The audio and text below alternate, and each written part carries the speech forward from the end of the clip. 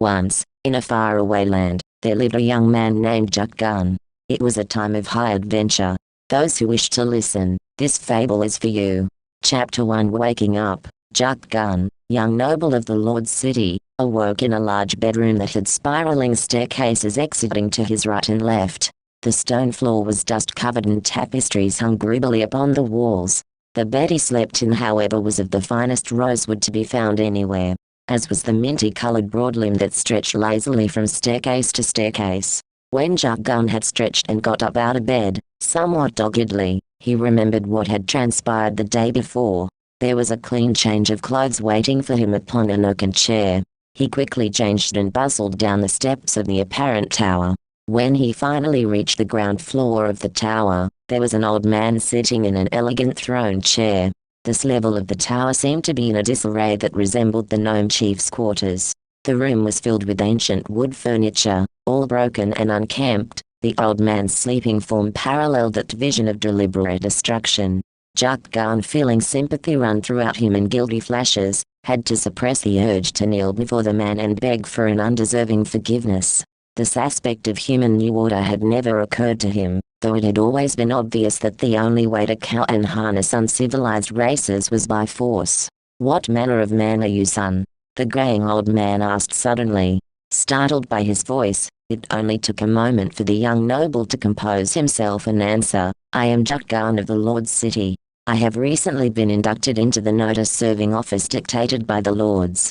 I am presently on a mission to serve my tax elevation notices to parties located in the wilder parts of the Count. Right double quotation mark. So it seems," the man said, fingering a book in his bony old hands.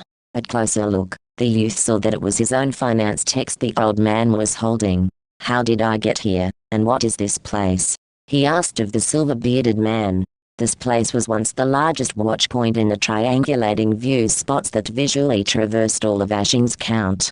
He began, but stopped when Jukgarn showed a hint of cynicism in his grinning face. "Look, I'll show you," he added, and slowly began back up the drab cold stone of the spiraling steps. The young noble followed him, intending to humor his delusions. When we got to the bedroom where Jukgarn had slept, they went to another door that was located on the east wall. Funny, the noble thought to himself, he didn't see that door before. They entered this new corridor and climbed yet another spiraling set of stairs. Jukgarn was feeling extremely tired when they reached the peak of the tower. Yet, when he glanced at the old man, he hardly seemed winded at the enormous ascent, as if he had been doing this immense climbing all his life. Now they stood at the top of the great building with the morning wind chilling him. He walked trapped within himself to the edge of the tower. Chapter 2. The Watcher and the Watchtower. "Now let me introduce myself," the old man said solemnly. "I am Gray, the Watcher, and this is Ashings Count in its entirety." His voice commanded great reverence, in contrast to his broken appearance. The view Jukgarn witnessed atop this great tower was without comparison. It was like an outstretched colorful map. The young noble could see the Lord's city, the gnome village, and the largest tree he had ever spied before in his life. His curiosity was so great that he asked the old man about the tree. Gray explained to Jukgarn that it was the second tower in the ancient watch force and was home to the elves. He also pointed out the Druid's Watch, the third and final ruin that had completed the ancient triangular formation. Jukgarn no longer believed that this indignant old man was eccentric by any means. He had proven his occupation to the young noble with no uncertainties. Jukgarn took a last breathtaking look at the yawning Count and started back down the stairs after the retiring watchman. Gray stoked the fireplace with fine dry logs of cedar. The musty house soon was breathing in wintry freshness. And when he placed a platter of assorted meats and cheeses in front of Jukgarn, the youth dived into it with a vengeance. Jukgarn hadn't realized his own hunger. When Gray himself was seated comfortably by the hearth, the young noble decided to tell him of his journey and the fate of the poor gnome child. He had been suppressing his guilt for even taking the child in the first place up until this point, but could hold back the rain no longer. He ended the monologue in tears, and looked miserably into the generous knowing eyes of the watchman. Gray sat silent for many moments, then without turning to Jukgarn, he said, "The boy yet lives, young noble, but perhaps not longer than half this day henceforward." Right double quotation mark. "How could you know that?" Jukgarn asked in astonishment, then continued fervently, I mean you've completely isolated yourself, hermited in this tower. Right, double quotation mark. A watchman must know what sometimes cannot be seen, the old man said very intently. Well, how do I get to him? He surely must be drowned or freezing by this time. Jukgarn said with tears welling up inside me again. I know only this. He lives and is traveling north through the Valley of Cries. Reach him by nightfall or burden his death. The grey man's eyes were suddenly stone cold, as if his sanity survived only by the effort of sheltering. The pain in those greying old orbs seemed to stick out like a scribe's paraphrase. Grey took Jukgarn down into the cellar of the tower. He gave the youth a bundle of medicinal supplies and goods, and pushed the puzzled noble's finance text back into his leather jerkin pocket. Jukgarn was surprised once again when he saw a door leading into an underground passage exiting the tower to the east. This passage will take you under the rapids and into the thick of the valley, Grey expressed cautiously. Jukgarn wondered at his nervousness. What was he to expect once entering the Valley of Cries? Ogres, Grey stated dreadfully before he could ask. I went into the passage and lit the torch that was mounted upon the crumbling stone. What have my people done to you, Grey friend? And why did you save me from the rapid death? Jukgarn called back to the old man before he shut the door to the passage. It is a new age, Jukgarn, a new order. Your people are surely far more advanced than savages like me. I save you because any life is better than none. My time is all but exhausted. We will not meet again, he said purposefully and slammed the great door shut. Jukgarn spent the remainder of the afternoon walking quickly through the tunnel. It was a strange cavern. By the time he emerged into the upper valley from a roof hatch, the moon was swelling up high in the twinkling sky. Then Jukgarn took a deep breath of the mountain air and began northward through the Valley of Cries. In the darkness around him, he could see vague lumbering shapes that glimpsed in and out of view. He became aware of a pungent odor of bodies that didn't bathe. Knowing he was now invading the home of the ogres, he didn't relish the idea of meeting up with any such creature, but compulsion for the boy overrode his fears of the huge man-like monsters. And, sweet man, Tonguata. A bellowing screech blew from behind Jukgarn. He swung around and saw a hideously feminine ogre shape. The woman thing slouched close to the ground, but now she rose up and drew in a sweaty gulp of air. She stood almost 8 feet tall, built like a gnarled trunk of maple. Her solid mass quivered perversely in her private regions. Before Jukgarn could turn and run, the beast was upon him. He felt his arms being twisted disgustingly close to the breaking point. Then, he felt the jolt of pain that gripped the ogre's frame, jumping away from the slumping mass just as it crashed heavily to the dusty ground. An arrow end stuck ruthlessly out of the back of her head. Jukgarn looked towards the sandy peak at his savior. His eyes squinted, half from the painful crunching that the grotesque ogress had given him, and half because of the impenetrable darkness that hindered his senses. Wide-eyed, he finally recognized the figure that stood upon the mountain. It was the tiny gnome child, Gnome Skull. Jukgarn couldn't believe it, as he began to reason out the impossibility of his deadly shot. The wee lad stood almost 500 yards away. That in itself would be an amazing shot, but even more unthinkable was the factor of close to utter darkness. Jukgarn hoped to soon understand better this tiny, seemingly defenseless boy. They spent the night walking silently through the dismal valley. Even if they had been able to see it in the daylight, Jukgarn was sure it would still hold its hard, dusty face. After all, this was the Valley of Cries. By the time a pink horizon began to crawl across the barren terrain, they had reached the fringe of the valley. They decided to set camp in the relative secure region between the valley and Lion's Green. Jukgarn reckoned he would take up voyage towards that great dense forest once sufficiently rested, and possibly inquire there about the fabulous boy he had collected, again. Chapter 3. The fourth day, Jukgarn stretched out the night's fatigue at about noon break. The boy was already up and about, and when the young noble approached the child to sit him down for a lunch of Grey's generous rations, he simply squeaked and pointed to a pot that simmered quietly upon a campfire. The pot held a wonderful forest stew, complete with nuts, meats, and fiddleheads. A squirrel hung skinned along a tiny rope between 2 evergreens. The boy smiled sweetly as Jukgarn devoured both meals provided. He certainly was resourceful for a child. They walked north and noticed the transition from rock, to scant vegetation, to deepening forest. All to their delight, as the two were both happy to put distance between the ogres and themselves. At some point during the hike they began to feel uneasy, and that uneasiness fell to horror as Jukgarn finally gave up and admitted to the boy that we were undoubtedly lost. The boy only back and began walking again, in the opposite direction. How could he know where we were going or anything at all about this place? He has never left his village. Jukgarn thought to himself, puzzled. After a short trek into deeper, greener woods, he pointed to a large old wooden sign. It was secured in place upon the mighty trunk of a redwood. It said, "Welcome ye to Lion's Green." Again Jukgarn was in awe of this incredible youngster. He probably had seen the sign earlier, but didn't want to interrupt and embarrass the noble.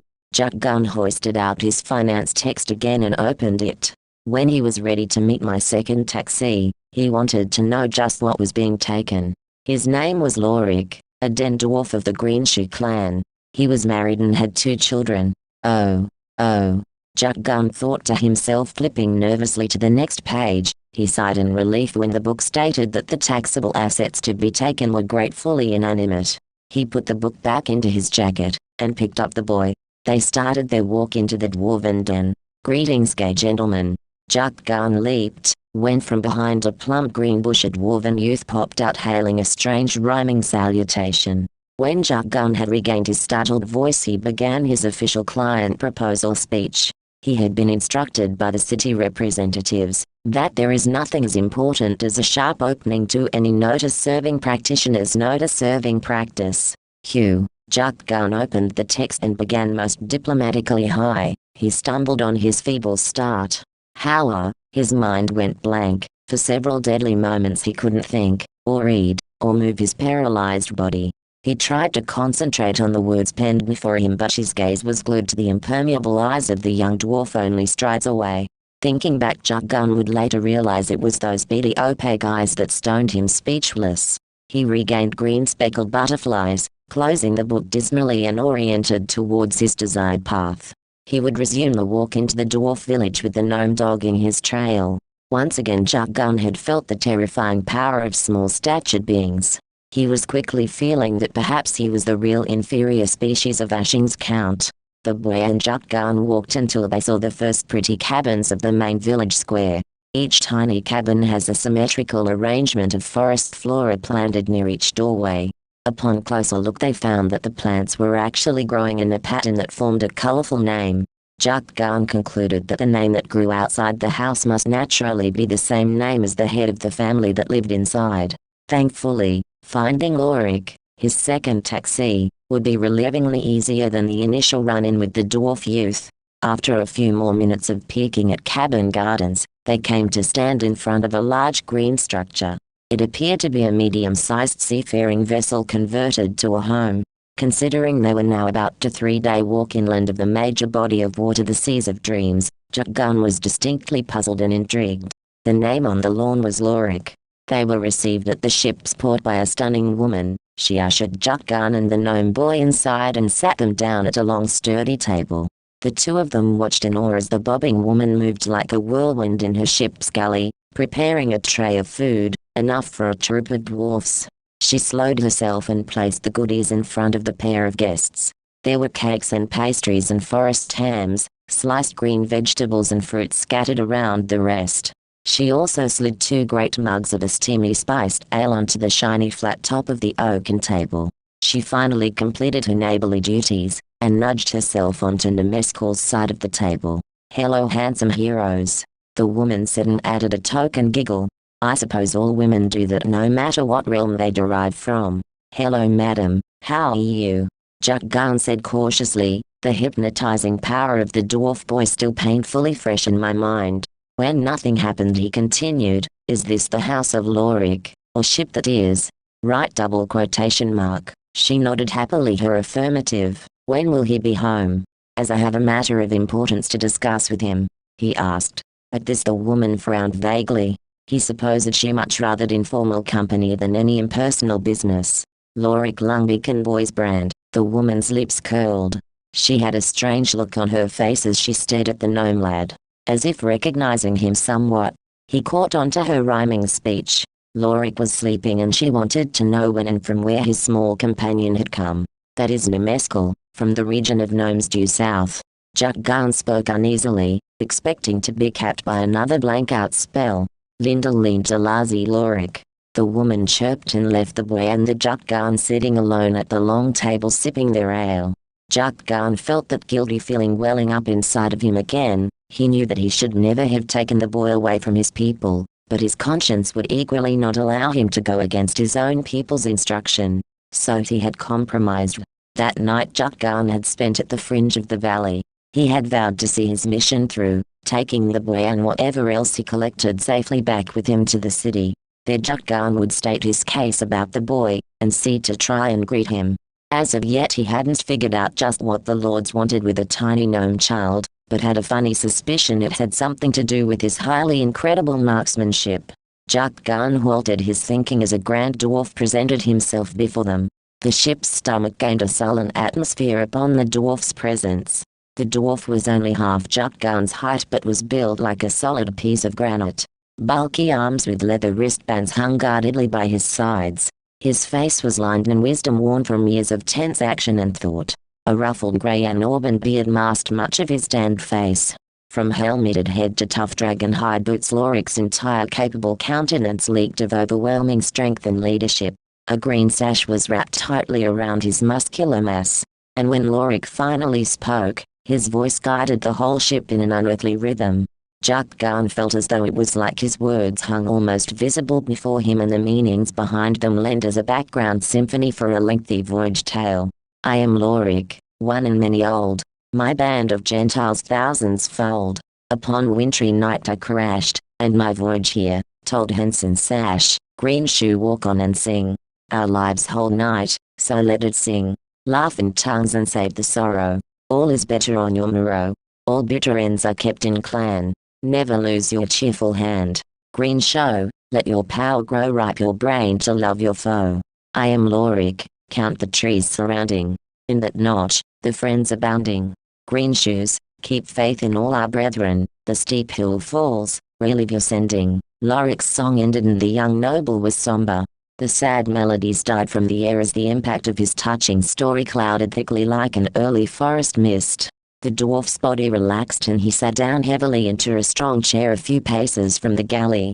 He was drawn and his eyes quiet as if he knew already why Jukgarn had come.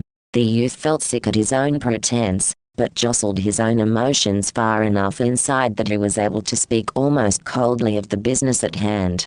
When Jukgarn had finished stating his official reason for invading this quiet little home, he looked intently at the thick dwarf leader. Lorik slowly got to his green-clad feet and mechanically walked back to his sleeping quarters. His wife, who had been listening throughout, disappeared towards the back of the ship.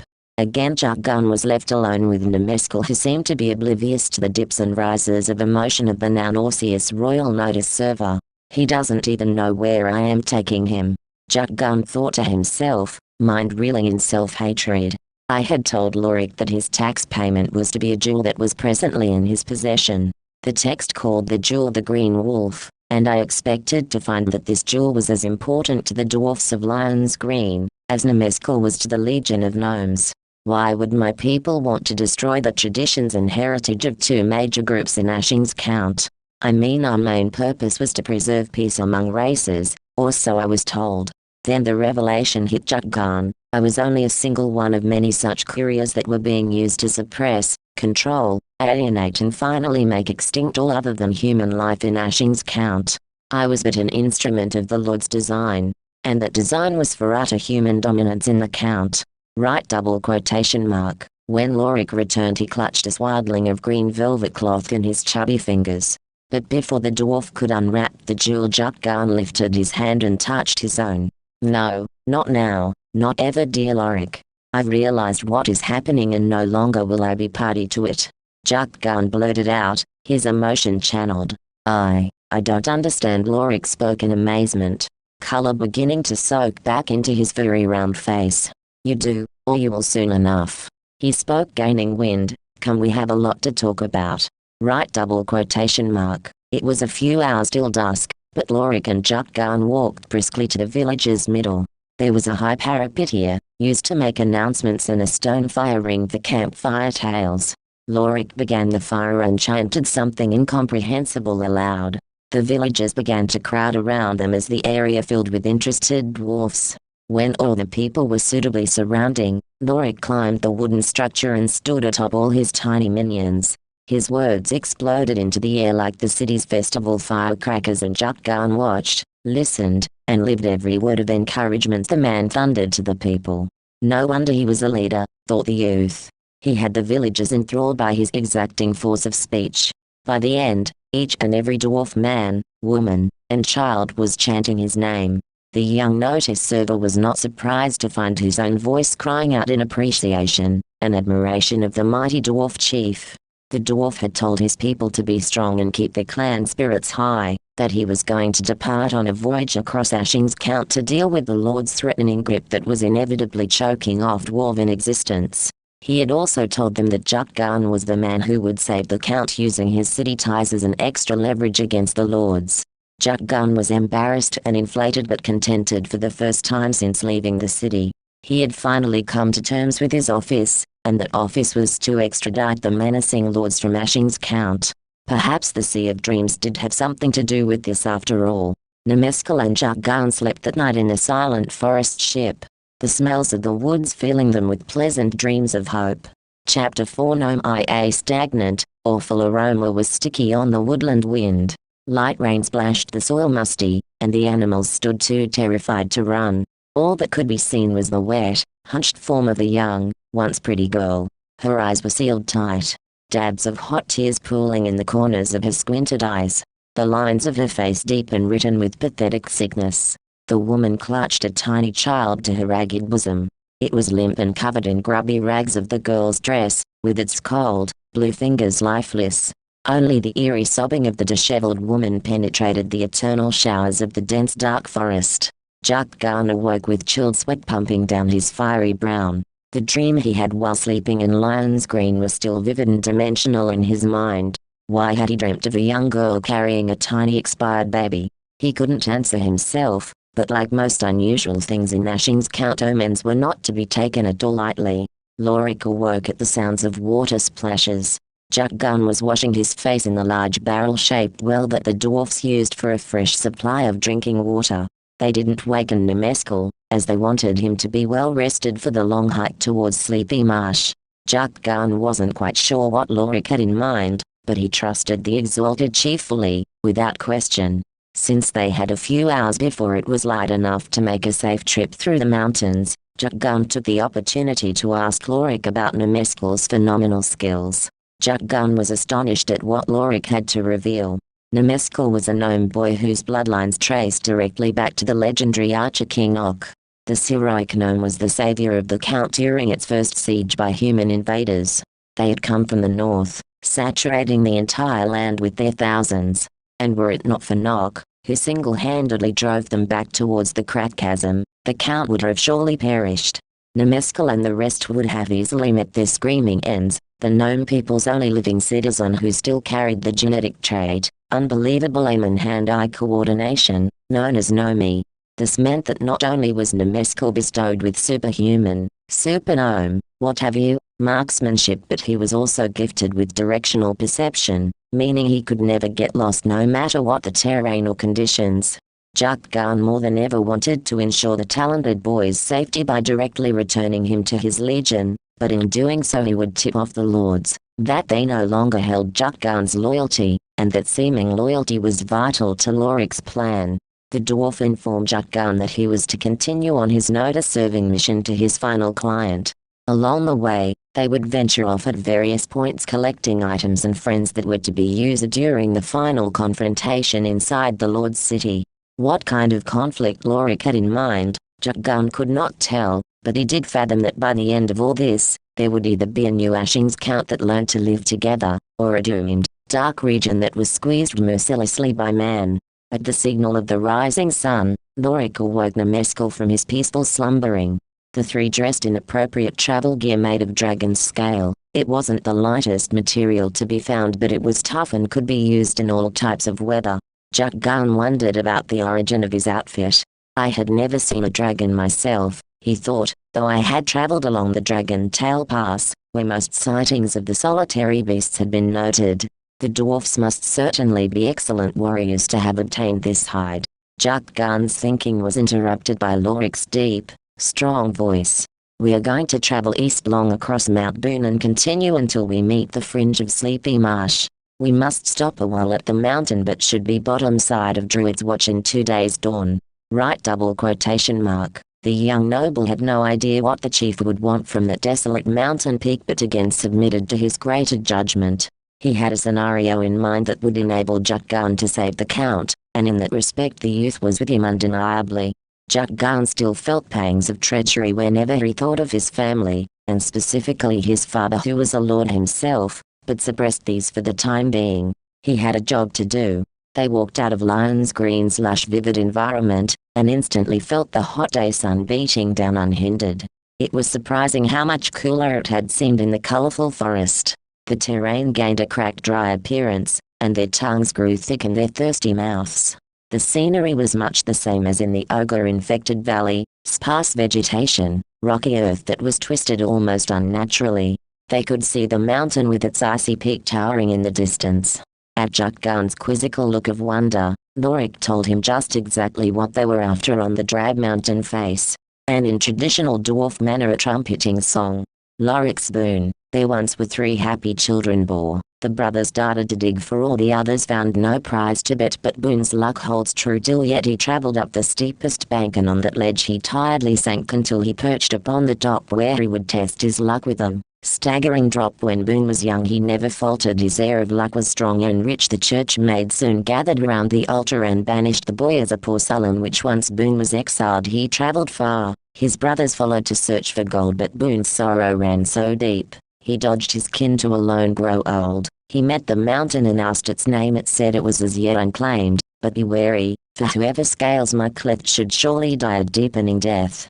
Boone was frightened but took the chance, for life was already dead askance. He felt it better to die anyway, his home and people now far away. He climbed the scale and slipped and tripped, but always caught himself with a lucky grip. He grinned as he pulled the final feat, and reached the mountain's icy peak. Down upon the shimmering mountain asked again to the Count, "What's your name?" He bellowed, "Surely the rock-side burly." And so it's told that Boone's luck stays upon that mountain to this day. Lorik ended the tale with a grand breath. The story cooled from Jukgarn's eyes and he almost clapped from the happy ending. He knew now what Lorik hoped to obtain from the treacherous mountain top, luck. At midday they stopped for the lunch that Lorik had packed for them both. It was a nicely roasted round pork. The forest boars were a staple food for the dwarfs back at the den. Lorik had even thought to bring some thick creamy ale for them as well. Jukgarn savoured the meal as he knew that Lorik only had room to pack this one token dinner. From here on our diet would be much leaner, he acknowledged, and we would be at the complete mercy of our surroundings for substantial nourishment. Chapter 5 Mount Boone. The 2 adventurers stood at the foot of the mountain peering up. Their gaze seemed to travel upward for an eternity before we spied the legendary peak. Lorik warned for the umpteenth time to be careful on their ascent, as the mountain was famed as a prime widowmaker. For Jukgarn, the next few hours would be without question the most terrifying of his life. At every excruciatingly tiny crevice and handhold upon the rock surface the icy winds threatened to whip his grip and make him slip. It was near to impossible to try and rush the climb. Lorik had told the youth that patience was something you needed more than skill upon this mount. They looked downwards to Nemeskel. He was sitting cross-legged eating some leftover bread. Lorik had decided that it was better to risk the ground predators than to subject him to almost certain death on the mountain scale. Somehow that didn't appease Jukgarn's own quirks for personal safety. Then Lorik slipped. He was holding with both hands onto a long jagged buttress that extended about 2 feet from the surface. Jukgarn was watching him, and as it happened he thought it was his tired eyes only playing games. The jutting handhold began to slowly move along the scale of the mountain, and it was only a few horrifying seconds until it was almost entirely out of the dwarf's reach. He began to yell, and was crossing hand over hand to try and catch escaping with the rock. Jukgarn didn't know what could be done to help the dwarf, as both his own hands and feet were shoved tightly into 4 perilous cracks. All he could do was watch as Lorik soon tired and lost his hold on the rock completely. The young noble closed his eyes in anticipation. Jukgarn didn't hear him screaming, but in his own mind saw the dwarf's deadly fall, the shudder of the earth and the quaking laughter of the mountains. Strange that he wouldn't scream. Jukgarn popped open his eyes, and they almost popped the rest of the way out. Lorik was hanging in midair, his arms stretched upward as if still clinging to an invisible rock buttress. He looked astonished, then a smile cracked through his gentle face. The dwarf began to pull himself up on the non-existent rock left. When he successfully stood up on what appeared to Jukgarn as thin air, he called down to see how the youth was doing. "Not as good as you, obviously," Jukgarn called back to him, still completely lost. "Simply climb up the invisible rings, we'll be at the top in no time," he smugly voiced. He grabbed another piece of transparent rock. It took Jukgarn a few more minutes to get the nerve to grab for something he couldn't see, but after a few tries the noble was starting to gain on his smaller leader. Once they got to the peak of the mountain they drew in a chill breath and Lorik explained in full the miraculous event. "Mount Boone has rings of jutting rock, more like distance-spaced stairs that cover the expanse of the mountain. These stairs are invisible, but more importantly, are non-existent unless you believe they are there. The mountain is actually more of a huge pyramid, but if perceived as a mountain, that's the way it feels." As Jukgarn's thinking changed, his ideas of the formation, and its properties, also changed. Lorik knew this but hadn't wanted the less experienced young noble to make any foolish mistakes. So he had waited until Jukgarn had gotten the mountain straight in his own head. The light had played tricks with their eyes, making the rock surface seem to move, and that had alarmed Lorik in panic. But once he perceived the rock for what it really was, he relaxed and had let the reflections pass by him. They looked down toward the foot of the mountain and could see tiny Nemeskel still sitting idly. They were both relieved that he was unharmed. Lorik had said that an evil sorceress lived not too far away inside the ancient ruins of Mark. Her magic was shape-changing, and quarreling with that insidiously cold witch was something we could do without, thought Jukgarn. He and Lorik gazed upon the count that unfolded below them. This was the second time Jukgarn had a chance to see Ashings Count displayed from such a great vantage. His mind bore back to his meeting with Grey, and the wondrous watchtower the old man had revived him in. As Grey had said that his home was one of 3 formative watch stations, Jukgarn wondered why this dynamic mountain had not been used in the triangulating view spots of the ancient Count. It would have been perfect, for it was greatly taller than any of the man-made towers, and besides they had already used one natural structure, the great oak of Woodnut. However, Jukgarn assumed that the deadly climb up the face of Mount Boone had a good deal to do with its neglected state. "Boone, we have traversed your heights," Lorik began loudly. "Grant us your gifts, for tradition states it." Jukgarn waited for a feeling, for a signal of acknowledgement, for any fleeting sound, smell, or vision. But none came to them. Lorik repeated the verse, and again they waited. The youth didn't think that anything was happening, and his fright was rising again at the dizzying vertigo. Nervously he asked Lorik if they could perhaps have mistaken the legend. But the dwarf stood quite still and shook his head. "No, it must be true. We must surely believe that, or it soon may revoke whatever prize it has already invoked," said Lorik. Jukgarn almost sunk down upon the mount in anguish and nausea. "We traveled up this fatal cliff to find out that the legend is false," he asked, sobbing cold winter tears.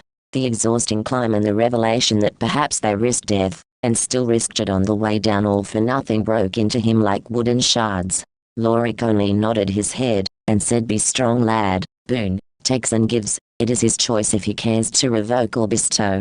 Right double quotation mark. So they left the peak, crawling slowly down the side of the mountain. Perhaps their own luck, if not Boone's, had helped that day in their perilous descent. The sun was choking out as they hit bottom. The two had spent a good deal of energy upon the mountain and were not at all sure if it was worth the danger and trouble. They decided to walk only a short distance that night, instead of exasperating their bodies and sanity by pushing on through the twilight. Their morale had been shaken, so they camped somewhere in between the Maid's Milk and Druid's Watch, hoping the morning would not only lift the glowing sun but their own unsteady spirits. Lorik and Jukgarn put Nemeskel to the task of hunting some wild game. It was strange how he missed often and how he almost cut himself while skinning the small rodents, thought Jukgarn. He told Lorik and he also seemed puzzled, but the day had been long and tedious. They passed the child's actions off as unusual but logical. He may be talented but was no fountain of endless energy. Sleep came quickly to all of them. The morrow would be brighter perhaps, or at very least glow somewhat. Chapter 6 Illusions. A dull, foggy light was curdling about her. The sick dampness was almost sweet in the air. Her outline was blurry but still definite in its damaged appeal. Though her face could not be seen, clearly she was crying, and muttering her incoherent sorrow. The baby was worse, for it was dead, and hanging loosely in the grimy nook of the girl's locked arms. The sweat beaded and fell from her forehead, as the rain poured in small torrents from the weeping trees high above. Jukgarn awoke again from his nightmare. It was early morning in the stony plain, and the birds mocked warnings of the grey cloudless sky. The omen again. He thought to himself, his groggy brain commencing its frustrated functioning. This time he didn't hesitate to ask Lorik. He was going to find out what the recurring vision was trying to say. Jukgarn roused Lorik and made him a bland but edible breakfast of boiled wheats and oats that he was able to forage quickly from the sparse plain. When Lorik had dressed and packed his gear, Jukgarn set about to tell him of his night vision. He explained the pain and the tears, the dead child and the mourning mother, the vivid smells and senses he captured while beholding the vision. Once Jukgarn was through, he began to eat his own breakfast in the silence of the dwarf's thinking. The young noble knew that his friend was assimilating all that he had just been told, and that if anyone could comprehend the meaning it would be the perceptive dwarf leader. Jukgarn was none disappointed when Lorik began to sing in his rich, practiced voice, though he didn't think it was the most expedient way to answer the questions. But once Jukgarn was completely drawn into the tale's emotions and flavors, he knew the answer could be recited no other way. Maid's morning milk runs quickly, down your pines. The hunt apparent in your eyes. Clutch your grief and bury tears. The pain, the fire, the seeping fears. Remember joy in its distant place. Grow warm in its sheen embrace. Harness all the best of life. Let milk be man, and you its wife. The milkmaid's choir leads all the rest. The death you saw, the final test. The mother's quest, for a child's nest. Is hate your love? Is life your death? Escape that fate by yielding rage. Let laughter course your endless age. Give up your cries and hapless weeping. It's only worthless grief you're keeping. Your milk child's gone and friends surround thee. Forget the one, and cherish the living. Milk runs slowly once you learn. It's better to glow than to bitterly burn. Jukgarn's eyes watered slightly, their own milk running neither quick nor slowed down his own face. The dwarf's tales always had a strange impact. So real and sensitive and full of intense emotions. He didn't know if dwarfs normally had magic, but Lorik certainly had it, as did the younger dwarf he had met. Lorik's gift was the enveloping tale. It swept you into its midst and clung to you for the duration of its story. A listener had no choice but to listen, and be entranced by the spectacular effects of Lorik's hearted words. Lorik left Jukgarn to wake Nemeskel, who was unusually late in getting up and around. The little curious boy was normally the first one up and was always anxious to explore while the two adults packed the camp and equipment. Jukgarn knew now what his omen meant. It was the dream calling that the milkmaids had sent to him asking for assistance. It wasn't an omen in the conventional sense, but still a warning or cry for help. It was logical that his second dream was more vivid than the first, as they were now only a very short distance away from the Maid's Milk village. The village was planted around the margin of a creamy cool lake. Lorik had told Jukgarn, by way of his vision tale, that the maids had once been young mothers. Their babies had died from neglect and now they all banded here to live solitary lives together. They sang their milk song to keep themselves from further self-punishment, but could never fully let go of their dead children enough to resume normal productive lives. The maids had a shared power, and it was the focus of all their energies to pinpoint a suitable husband for the assigned maid. Though the maids singly were broken and easily tormented, in unity they were full and competent. Their main purpose was to try and alleviate the pain of the entire group by placing at least one of their number into the arms of a loving, unsuspecting male. In this case, Jukgarn. Jukgarn didn't know what to do, as they were already late in their voyage to Sleepy Marsh. He still didn't know why they needed to stop there, but Lorik had determined it was vital to their mission. Lorik had left it up to Jukgarn to decide whether or not to answer the maid's call, and as of now he didn't have an answer. Jukgarn knew he was meant to save the Count from the impending lords, and couldn't deviate from his destiny even if he had wanted to. He instructed Lorik that he wanted to continue their travels to Sleepy Marsh immediately, secretly begging the forgiveness of the milkmaids for abandoning them. Not only did the gnomes hope to someday hang me for stealing their son, now I had made enemies of the maids, Jukgarn thought to himself. How a cretin such as myself, who was hated by many and loved by few, was to be the hero of the Count, I could not fathom. The travelers walked towards the distant forests that overlapped the giant marsh. They had been traveling northeast to surmount the boon and to keep in open ground for security against the Count's wild creatures. But now they angled southeast to straighten out their course for Sleepy Marsh. Lorik told Jukgarn of the many legends that they had passed on the last 2 days. He told him of the druid priests that had once been instrumental in the peacekeeping of the Count, in the time before humans arrived. The druids were magic users of a sense, but more than that, they were magic controllers. They watched the Count using the towers that Grey had described. Jukgarn came to understand what Grey had meant when he said a watchman must know what sometimes cannot be seen. Right, double quotation mark. Grey had been a druid, with the power of foresight, and he had been appointed to watch the Count from the lonely West Tower, which soon came to be known as Grey's Tower, for the duration of his life. What a sacrifice the great man had made by giving up any chance of a normal life, getting married, even traveling. And what a horrendous injustice he must have felt when his life's work amounted to nothing upon the formation of the City of Lords and the implementation of its new order. Lorik told the noble about the acidic properties of wastewater. It was a stagnant, lifeless pool of bubbling corrosive matter. It had been used to destroy the evilest of creatures before the Lord's army had claimed it as dangerous. The fact was that the wastewater was the perfect deterrent to crime in the Count. Now, without that available deterrent, pillaging and destruction were escalating in Ashings wilderness. Jukgarn and the dwarf talked long about the old system of law and order versus the Lord's new order. The druids had been powerful magicians, but they had not used might to try and control the various creatures of the Count. They could talk, and persuade wars among races. Their watchtowers told them in advance if a fray were to explode, and a druid could be dispatched to help avoid the conflict. The lords, on the other hand, used strength and power grotesquely to control the actions of the common people. They deployed hundreds of soldiers daily to march about the various villages to ensure absolute totalitarian rule of the city lords. Taxes and force had crunched all the open villages into states of depression and submission. Only skirting regions of the Count had been untouched by its ugly ruling hand. By the time noon was settling securely above them, they had reached the first real trees they had seen since leaving Lion's Green. Here they stopped for lunch. Again Lorik asked Nemeskel to hunt some small forest game, but this time the boy declined with an odd hoarse squeak. Jukgarn lifted the boy to see if anything ailed him, but he appeared to be in decent health. Oh well, Lorik whispered, perhaps the boy isn't as gifted and resourceful as we first imagined. Jukgarn had a suspicion but did not voice any concerns at this time. Perhaps the boy was only a common child after all. They feasted on forest nuts and berries and a few small pheasants that Jukgarn was able to catch.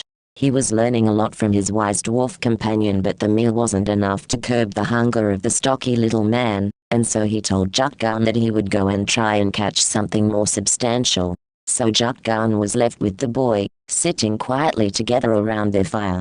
Jukgarn absently studied the gnome boy. Nemeskel was staring at the fire, his own flame-colored hair twisting and turning in the wind. His normally innocent face was grimaced and distant. Jukgarn had thought that the boy's recent actions and attitude was strange and totally out of character for the jovial gnome child. He had given the gnome the benefit of the doubt as long as he could continue to make excuses for the child, but now he knew there was something definitely wrong. It had started while Lorik and Jukgarn had been scaling the great mountain and the child had been left alone at the rocky base. Lorik had mentioned to the noble about the wicked shape-changing sorceress, living in the ruins of Mark.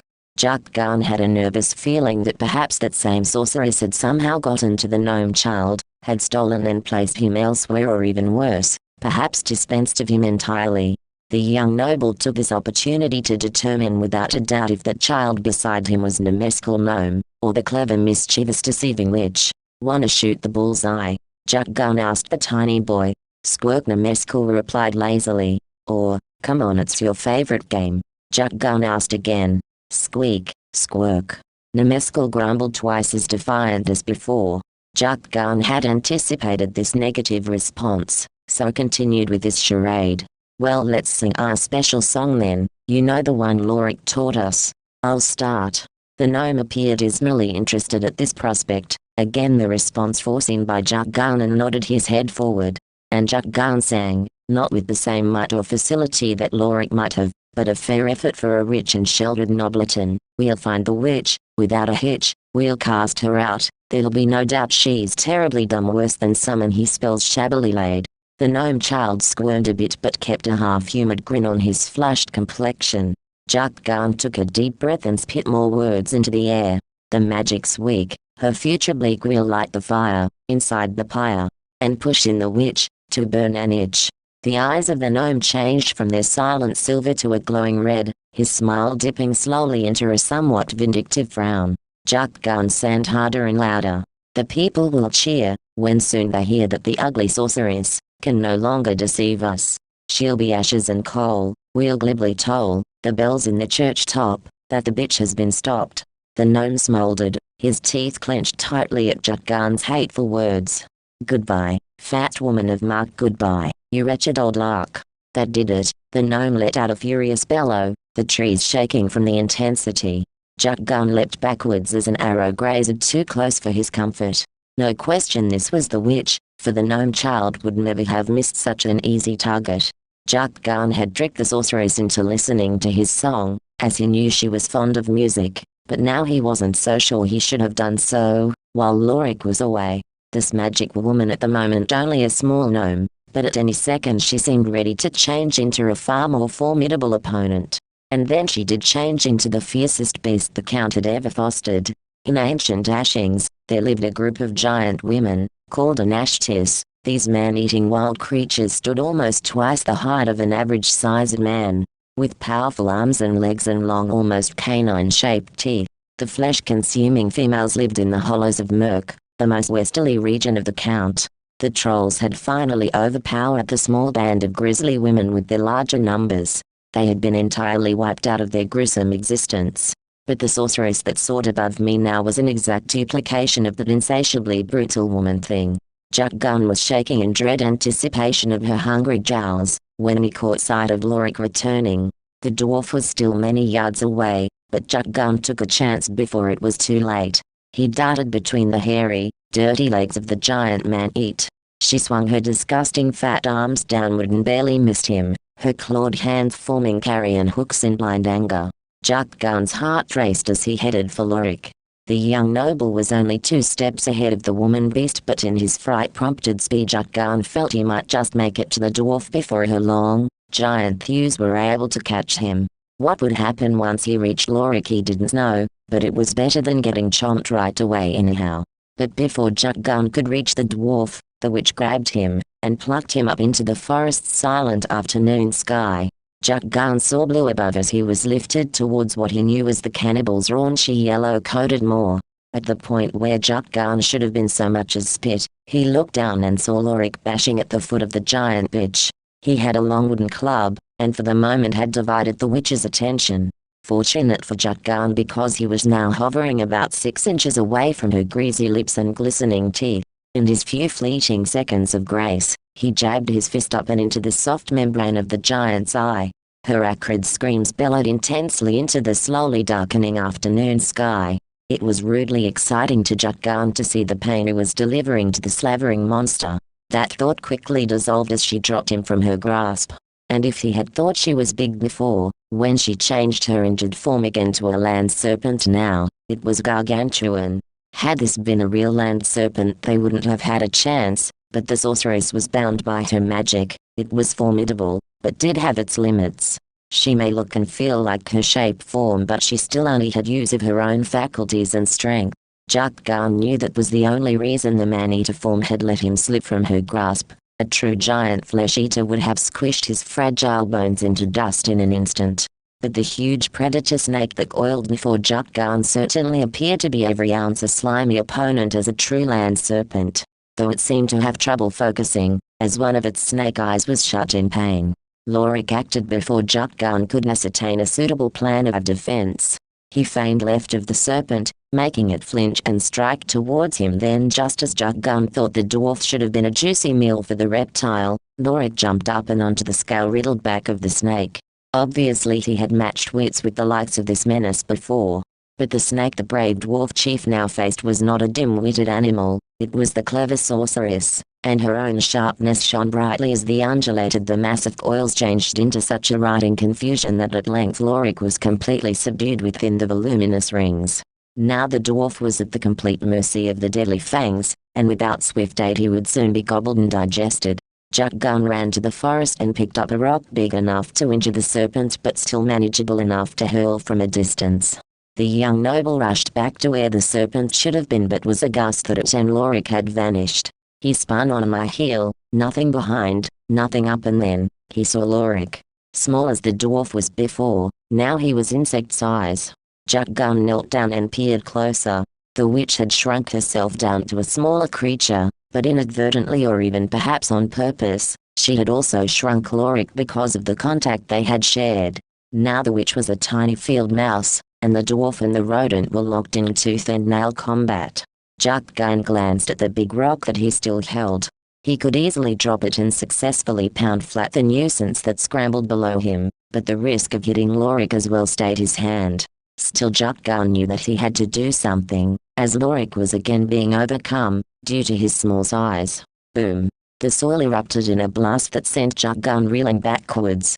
Dirt and sweat clouded his eyes, but when he was finally able to focus properly, he stared nauseatingly into the snout of a medium-sized wingless smoker, a dragon. Jukgarn slumped back to the damp soil. He was surely expired. There was no feasible way to deter the massive beast from roasting here at this point. Already seeing the metallic torso, pumping up a full belly of super-hot smoke. In due course Jukgarn figured he would be a sizzling puddle of human pudding. Then, luck flew in to save his royal neck. By a fluke accident, a tree, that was desperately decayed, chose this time to totter and wheel about to land flatly across the midsection of the dragon's tawny form. With this incredible chance, Jukgarn picked myself off of the chill ground and called to Lorik. The dwarf had returned to his normal size when the witch changed her shape. Jukgarn saw him leaning against a tree, gasping for air head down. No help there, thought Jukgarn. He had to dispatch the monster now, before she recovered from her bruising and changed her form to escape from the tree's weight. Already she was shaking her ugly snout in vague responsiveness. He acted quickly, locating Lorik's club and with fetid breath, beat senseless the thing beneath him. The sorceress slowly reverted to her own form, and once she was no longer in dragon form, he stopped the barrage. Jukgarn sank to his knees. The woman was beautiful no matter how evil. He cried in silent grief over the battered bloodied body of the dead woman. Lorik and Jukgarn crumbled under the shelter of a stately old redwood. They were both breathing heavily, sweat pooling on their foreheads. The exhausting battle with the sorceress had wiped out both men.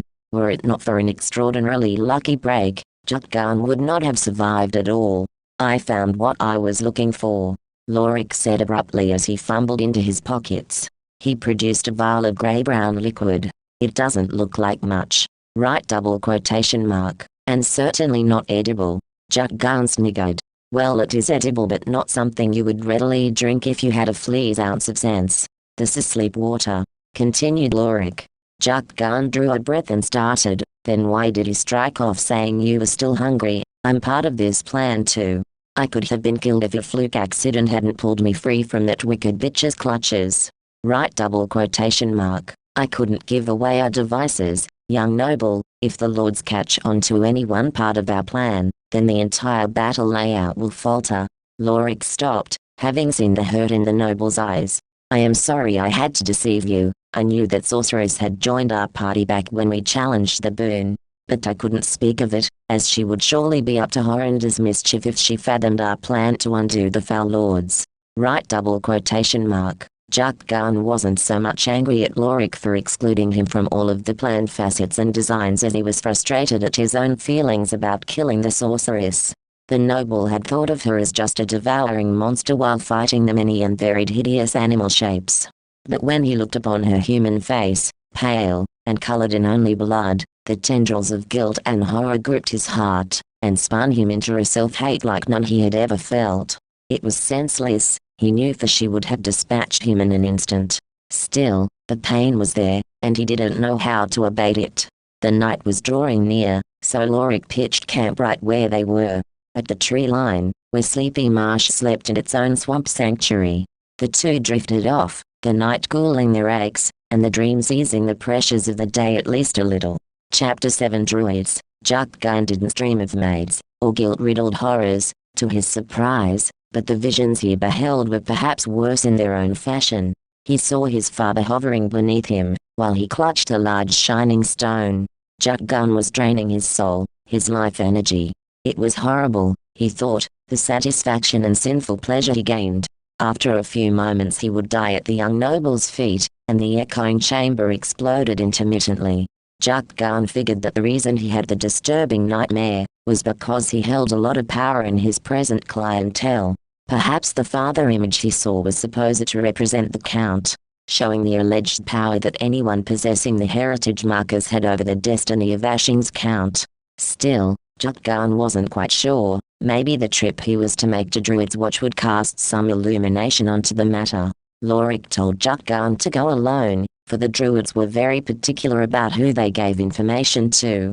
So the royal stretched into his dragon hide and walked the quiet forests in towards the brooding old tower due north of their campsite. Jukgarn entered the dimly lit temple. It was in fact a tower much the same as Gray's, but with a wider, longer bottom. The stone walls of the interior had candles mounted securely upon them. They seemed to burn eternally, and there were strange markings and pictures sculpted into its solid, quiet face. The youth walked slow and deliberate down the entrance corridor. It was narrow, but the shadows that lent dimension to the hallway made it seem bigger. The hallway yielded to a larger room that seemed to have no apparent exit, except for the return down to the entrance corridor. This room was carpeted in scarlet broadloom. Again there were black marking and the pictures sewn into its exquisitely weaved whole. Seated at tall stone altars, the druids sat, each with a pen, a crimson-colored robe, and dark foreboding eyes. Eyes that had seen 1,000 young men come and go, while they eternally wrote the futures and histories of their land. These were the keepers of tradition and heritage, the quiet guardians of the Count from its first beginnings till its final age. Jukgarn needed to find out for himself the official heritage markers that Lorik had told him about. He had vague information on Nemescal, and on the dwarf's green wolf emerald. What he really wanted was to have proven, detailed information on his two acquired collections, as well as the third object he was yet to obtain from his third taxi. The third asset that his lords had requested collection upon was called Flower Dawn. The head druid spoke to Jukgarn in an earthy, dark voice, before the young noble could ponder any further. Yes, young one, what should you banter of the druids? Right, double quotation mark. I would like some information on a few key items. Jukgarn did indeed banter and stammer in his obvious intimidation. What items, youth? The boy, the stone, the love. Right, double quotation mark. Jukgarn was puzzled, then realized that the druid had indeed just named the 3 scions he so desired testament on. Yes, that's it, but the love part, I don't quite understand. I mean, Jukgarn jumped excitedly, forgetting his professionalism momentarily. Hold boy, settle your questions for now. The great druid embarked. I will reveal to you the vitality and meaning of what you desire. Only sit and listen, for the druids will speak but once in your cause. Further involvement would be paradoxical, for the Count's own future has already been bent. Your stock will determine which ending or beginning will ensue hereafter. Right, double quotation mark. Jukgarn sat down on the closest to the stone pews that lined the walls of the druid's shadow-filled scribing room. On closer look, it was also a library of yellowing tomes that covered the entire wall behind the druid's altar. The druids collaborated a moment in rhythmic hum before the oldest and largest of the towel-hooded monks rose and placed a great red book upon his solid granite table. The pages flipped and flew as the book opened without so much as a word. The dwarfs once set up on the Dreams, where Arceus takes its fame. The Green Shoe clan were the salty tribe, the green wolf stones they tamed. They held white magic in chubby hands, and always fought for right. These kindly folk, serving not greedy darkness, but truth, and gentle light. When the group found shore, and innocently camped upon the Ashings beach, they awoke to find all but one of their green ships unleashed. Now each ship had stored aboard its own fabled emerald rock. So Ulrich of Den, now the sole keeper of the last wolf and vessel stock, he ordered his men to carry the boat to the greatest forest seen, whereupon 3 days and nights captured the lions green. They were a broken bunch of sailing men, with maids who only cleaned. The only memory of their past, the wolf in its healthy gleam. The years marched on, and the den soon flourished, yielding a startling group of folk. The headbensmen now were land-bound, as nimble as elves in great oak. The mighty stone had pulled them tightly together. Without their wolf, the dwarfs of the den would be forever lost or dead. The chilling hum of the background druids quieted, and again Jukgarn felt the pangs that knowledge sometimes brings. The dwarfs will lose faith, and split up, perhaps even expire completely without their emerald. The noble dreadfully voiced. The future king, the generous dwarfs, what else can the lords wish to steal from the count? He began again but was jolted back into stolid attention when the final druid rose, and with tired, pale fingers set the book upon its dreary altar. This voice was frail and sounded much like shaking bones, even so the words radiated through the shadows and gained rich substance as they reverberated off of the bumpy texture walls. The love of my life once told me to never succumb to the hate. I've carried that thought with me always, and it's now that you join the same fate. The Count is a beautiful region, but we must constantly shower our love. For once the evil slips into its hand, its hold captures below and above. Flower Dawn is the name of the girl, who rains her joy tears to us all. It's her love that moistens the land and the ledge.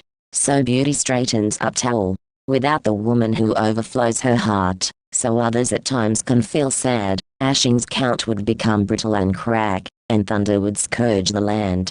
Jukgarn felt sad, but resilient. He would have to pretend to be loyal to the lords. But internally he knew better, and eventually, when Ulrich's plan was fully assimilated, he would show his true motives. He left the grand building feeling higher in spirits than he had felt since the outset of his quest.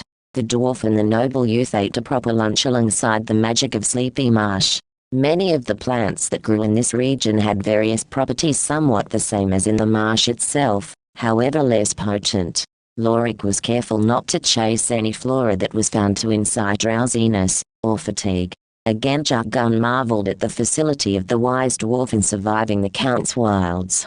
The youth would surely have been in deep trouble trying to pick his way through the land's hazardous regions with so little knowledge of the more practical aspects of life. He knew taxes, and political engineering, but not how to catch a fish. The proper titles of royalty, but nothing of edible or inedible vegetation.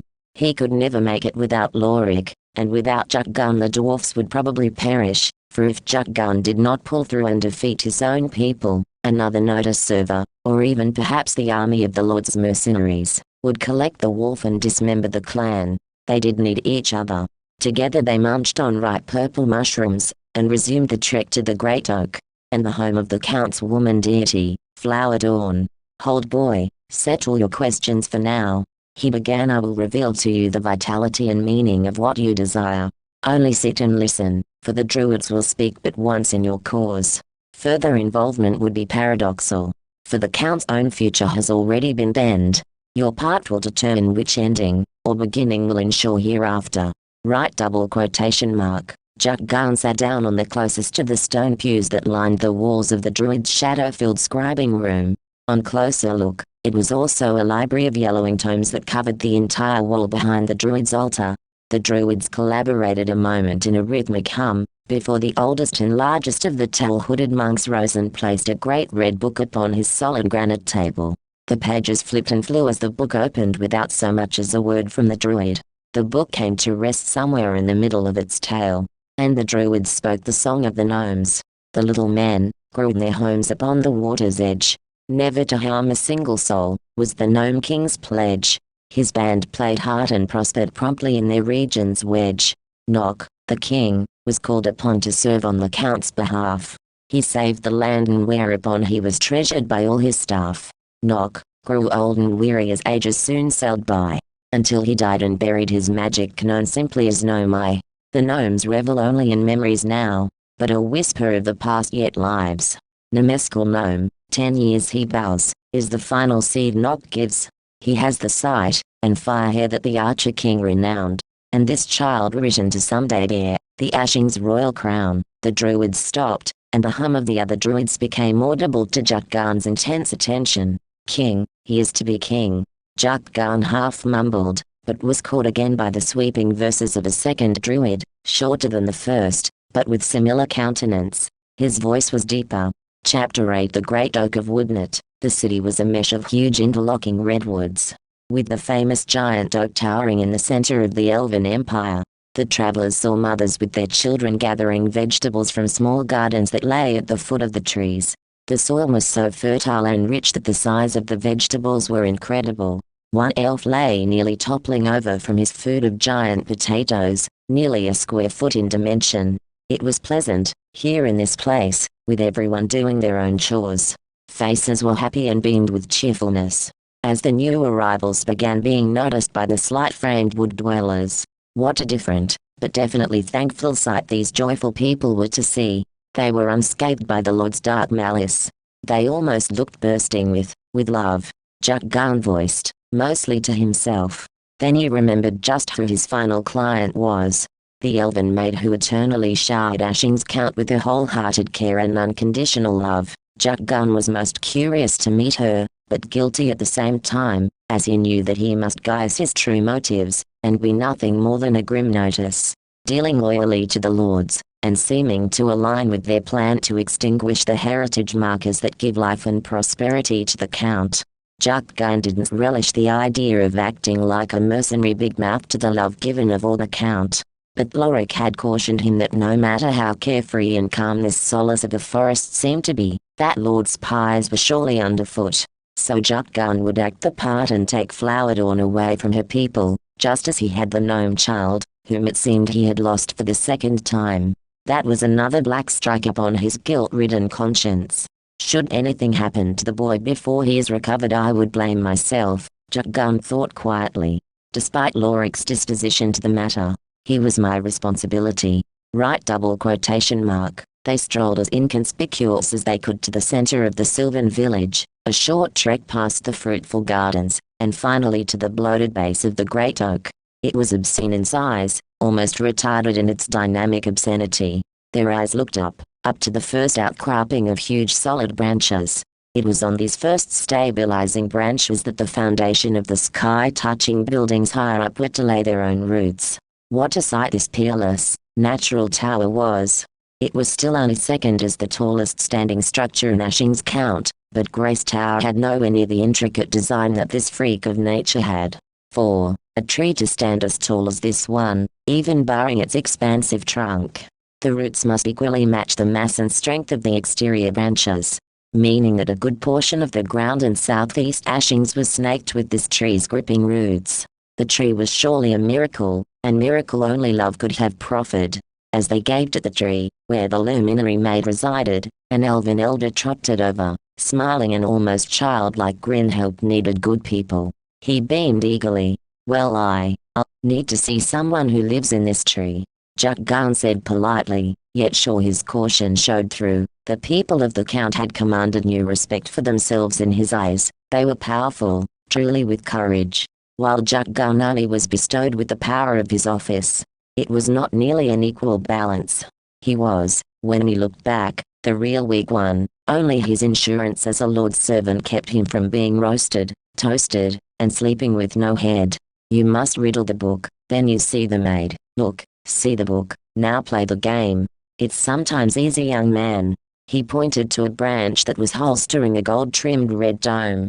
He indicated to pick it up, then departed in a jolt of happiness. His bounciness was giving Jukgarn a headache anyway, so he was happy to see him diddle away. Jukgarn picked up the book and found a leafy marker in a page. When he opened it, the words bent upon the yellowing paper leapt into the air, and so changed into magical medium from visible to audible. The voice boomed in dull sparks above their heads. Your quizzical question is this strange one's. The druids held it once. The lords strive for it, but you have it now. Just one guess, don't make a mess. Right. Quotation mark. The voice dissipated, and they stood dumbfounded at this unexpected challenge. What don't the druids have now? Asked Lorik. Well, control. They no longer have control, Jukgarn said almost determinedly. Now, do the lords have control? Yes they do, right? Lorik nodded, agreeing with the young royal. But I don't. So that mustn't be it. Jukgarn said deflated. I can't keep my eye on one gnome child. Right? Double quotation mark. Wait, I got it. Jukgarn continued as a light bulb burned suddenly inside his skull. The druid said they had already been the future of Ashings Count. Lorik looked puzzled, so he continued. So, they had the knowledge, the answers. The lords have no such information but are trying to rewrite the future for their own cruel benefit. Jukgarn caught his excited breath before it jumped away and finished. I was revealed that information by the druids, so the future has been transferred to me, to be written by my hand. Right? Double quotation mark. Lorik closed his eyes and ruffled his beard with a chubby palm. I don't know, what are you driving at? He said with qualm in his voice. What I'm saying is that the answer is the heritage markers that I now possess. Wait though, at this time I don't have the gnome, and I've yet to take Flower Dawn. Oh, I don't know, I guess I'm wrong. Jukgarn sighed deeply and felt defeat growing inside my frustrated stomach. No, you're right, I understand now what you're saying, Lorik suddenly said with a glint in his wise dwarf orbs. You've got the stone, the emerald wolf, and you have the respect of Nemeskel, no matter where he is. Now you only need to win the heart of Flower Dawn. Right? Double quotation mark. But that's easy, she loves everyone. Jukgarn disputed. No, I mean her heart, not her job. You must get closer to her than any other creature and make a new branch of her love grow only for you. Right? Double quotation mark. Jukgarn was aghast. While he thought himself a fairly handsome young gentleman, to gain the love of a nymph such as Flower Dawn was unheard of. She was the epitome of goodness and light in the Count. Veritably the creature where all others drained happiness from. Essentially a god. The adventure had taken a turn to the impossible. Lorik shouted the names of the three tradition scions into the air, and they were answered by a crash of thunder, and a port that opened up into the tree's base. They clambered inside and the wood sealed over. It was amazing. They were inside the tree now, and it was hollow as far as their limited vision could take them. It was of course dark inside. Magic, great strong magic is at work here, Jukgarn. The tree is virtually a shell. Lorik exclaimed, awing at the tremendous tunnel that now encased them. We'll obviously have to climb up. I'm sure that there is a hatch leading into the elven buildings up there somewhere. Jukgarn said, also marveling at the situation. But, first we need light. Right? Double quotation mark. No problem, we'll use this. Lorik pulled the wad of cloth from within his dragon scale jerkin. The loose material fell away, revealing the awesome emerald stone, glinting and refracting a deep-hued green glow. Instant light when Lorik held the rock up and moved its subtle light over to the other side of the circular chamber. It produced a set of handholds that ran up the freight of the trunk. Ready? Jukgarn asked Lorik uneasily about the climb. What if he tied halfway up? What then? Jukgarn worried about what might happen next, but didn't voice his misgivings. Ready when you are, Jukgarn, the sturdy chief replied, acting much more confident. Jukgarn balked at my feelings, suppressing them, and putting a smile on his lips, though they faintly trembled. They began their ascent. The climb seemed interminable. Jukgarn was quickly tiring, and still saw no end in sight. He was leading the dwarf as he was supposed to be the exercising leader, if only guise and not in practice. Every facet of Jukgarn's own plan had to continue to seem like his legitimate notice-serving and collection quest, even in the secluded situation they now found themselves in, as Lorik still held firm that spies could be surveying them. Although at this precise moment all Jukgarn wanted to do was be unweighted by the burden of leadership, and be literally carried by the powerful chief below him. Jukgarn drew up his aching breath, and held on to its soothing pressure. The green hue surrounded them, and it was calming, but still the insistent throb in Jukgarn's shoulders hounded him into alertness. The young noble glanced below. The dwarf's powerful arms held him almost effortlessly. He wished he were as conditioned to this kind of continuous strain. The climb would certainly take many minutes, perhaps much more than that. Jukgarn found myself reverting back to his daydreams. dealing with the physical strain the only way he knew how. Mostly because there were so many questions left unanswered.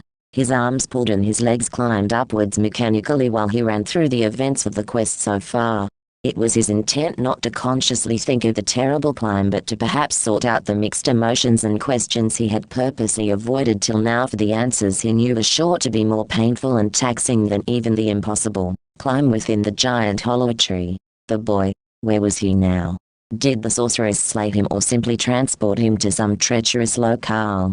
Oh God, the guilt I feel, Jukgarn thought silently. If only I would have refused the quest. But no, that wouldn't have solved the matter. The lords would have only sent another puppet to snatch him away. It is actually better this way, and not only because I'm working on an escape for the gnome. Even though he is not actually with me, he cannot be lost. That's where the witch's mischief fades. She didn't fathom his nature, the aspect of his magic that makes it impossible for him to get lost, and that his deadly marksmanship would protect him from dangers. Yes, it was good that the boy was banished, and it was of no fault of mine if the lords had been spying, Jukgarn concluded. They would see that it was of accidental cause that the noble no longer had the boy. But what of Flower Dawn? How was Jukgarn supposed to take the innocent nymph away from her home, and lead her to certain death back at the Lord's city? How on earth am I supposed to eventually gain her direct and singular love, and marry her, and to what benefit even if I did?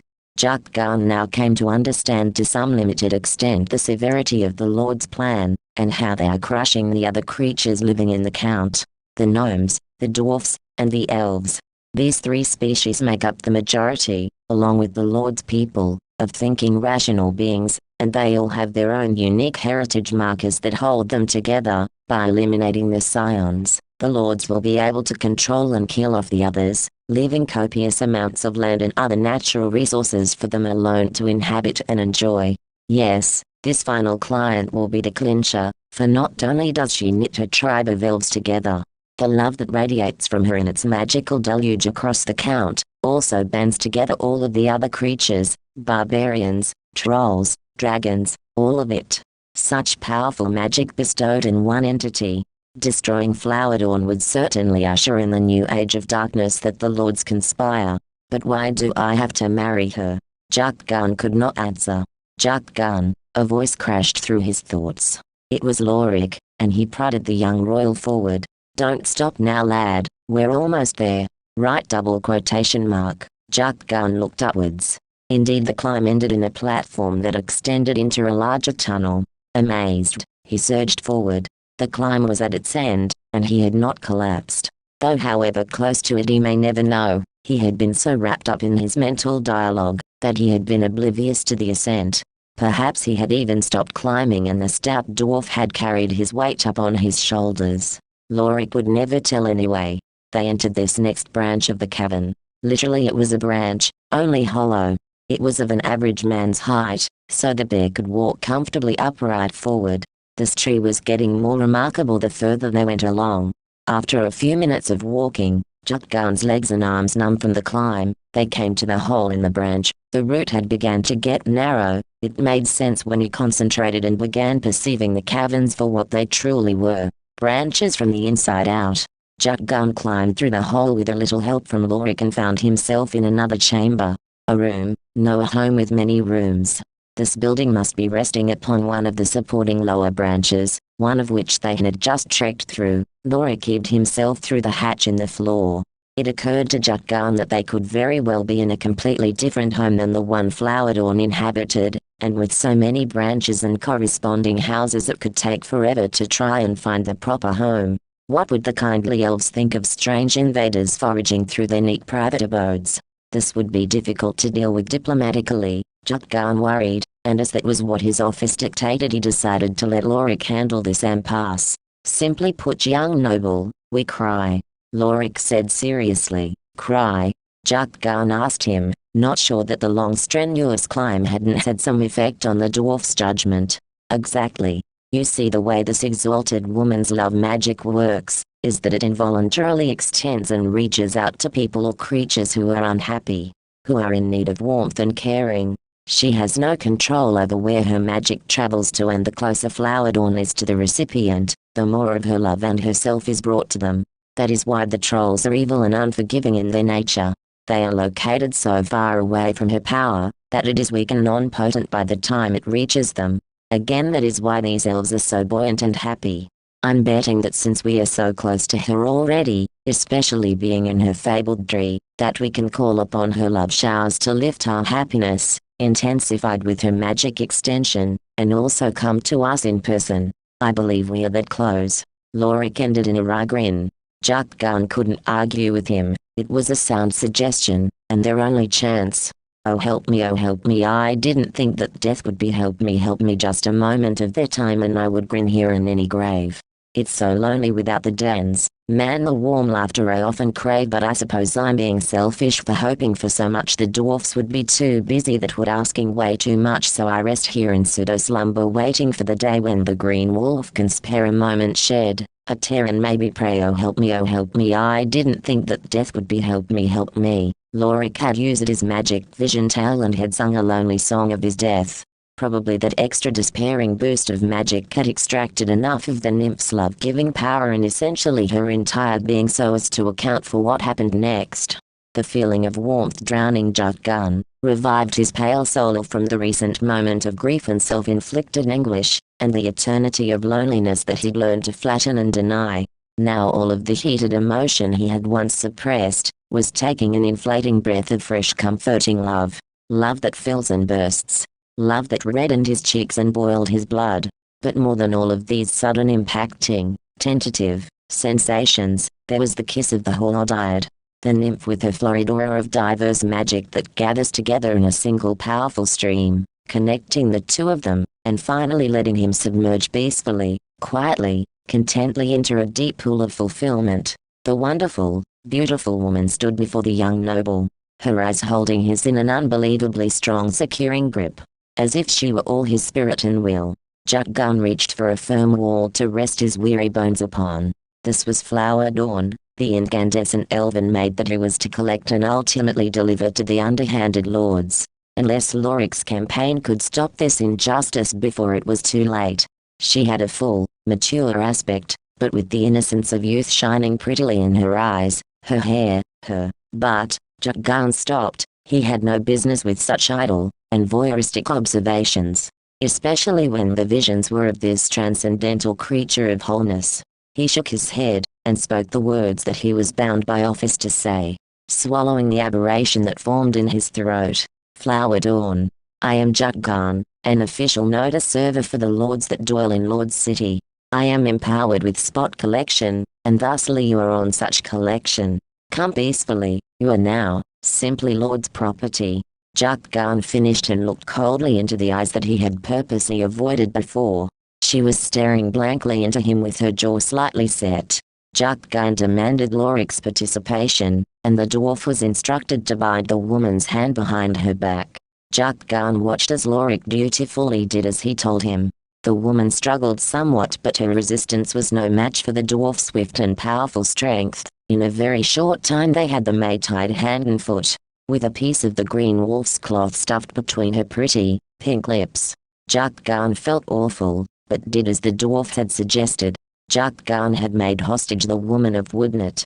There were so many guilts and problems to deal with, and it was quickly eating away his fragile psyche.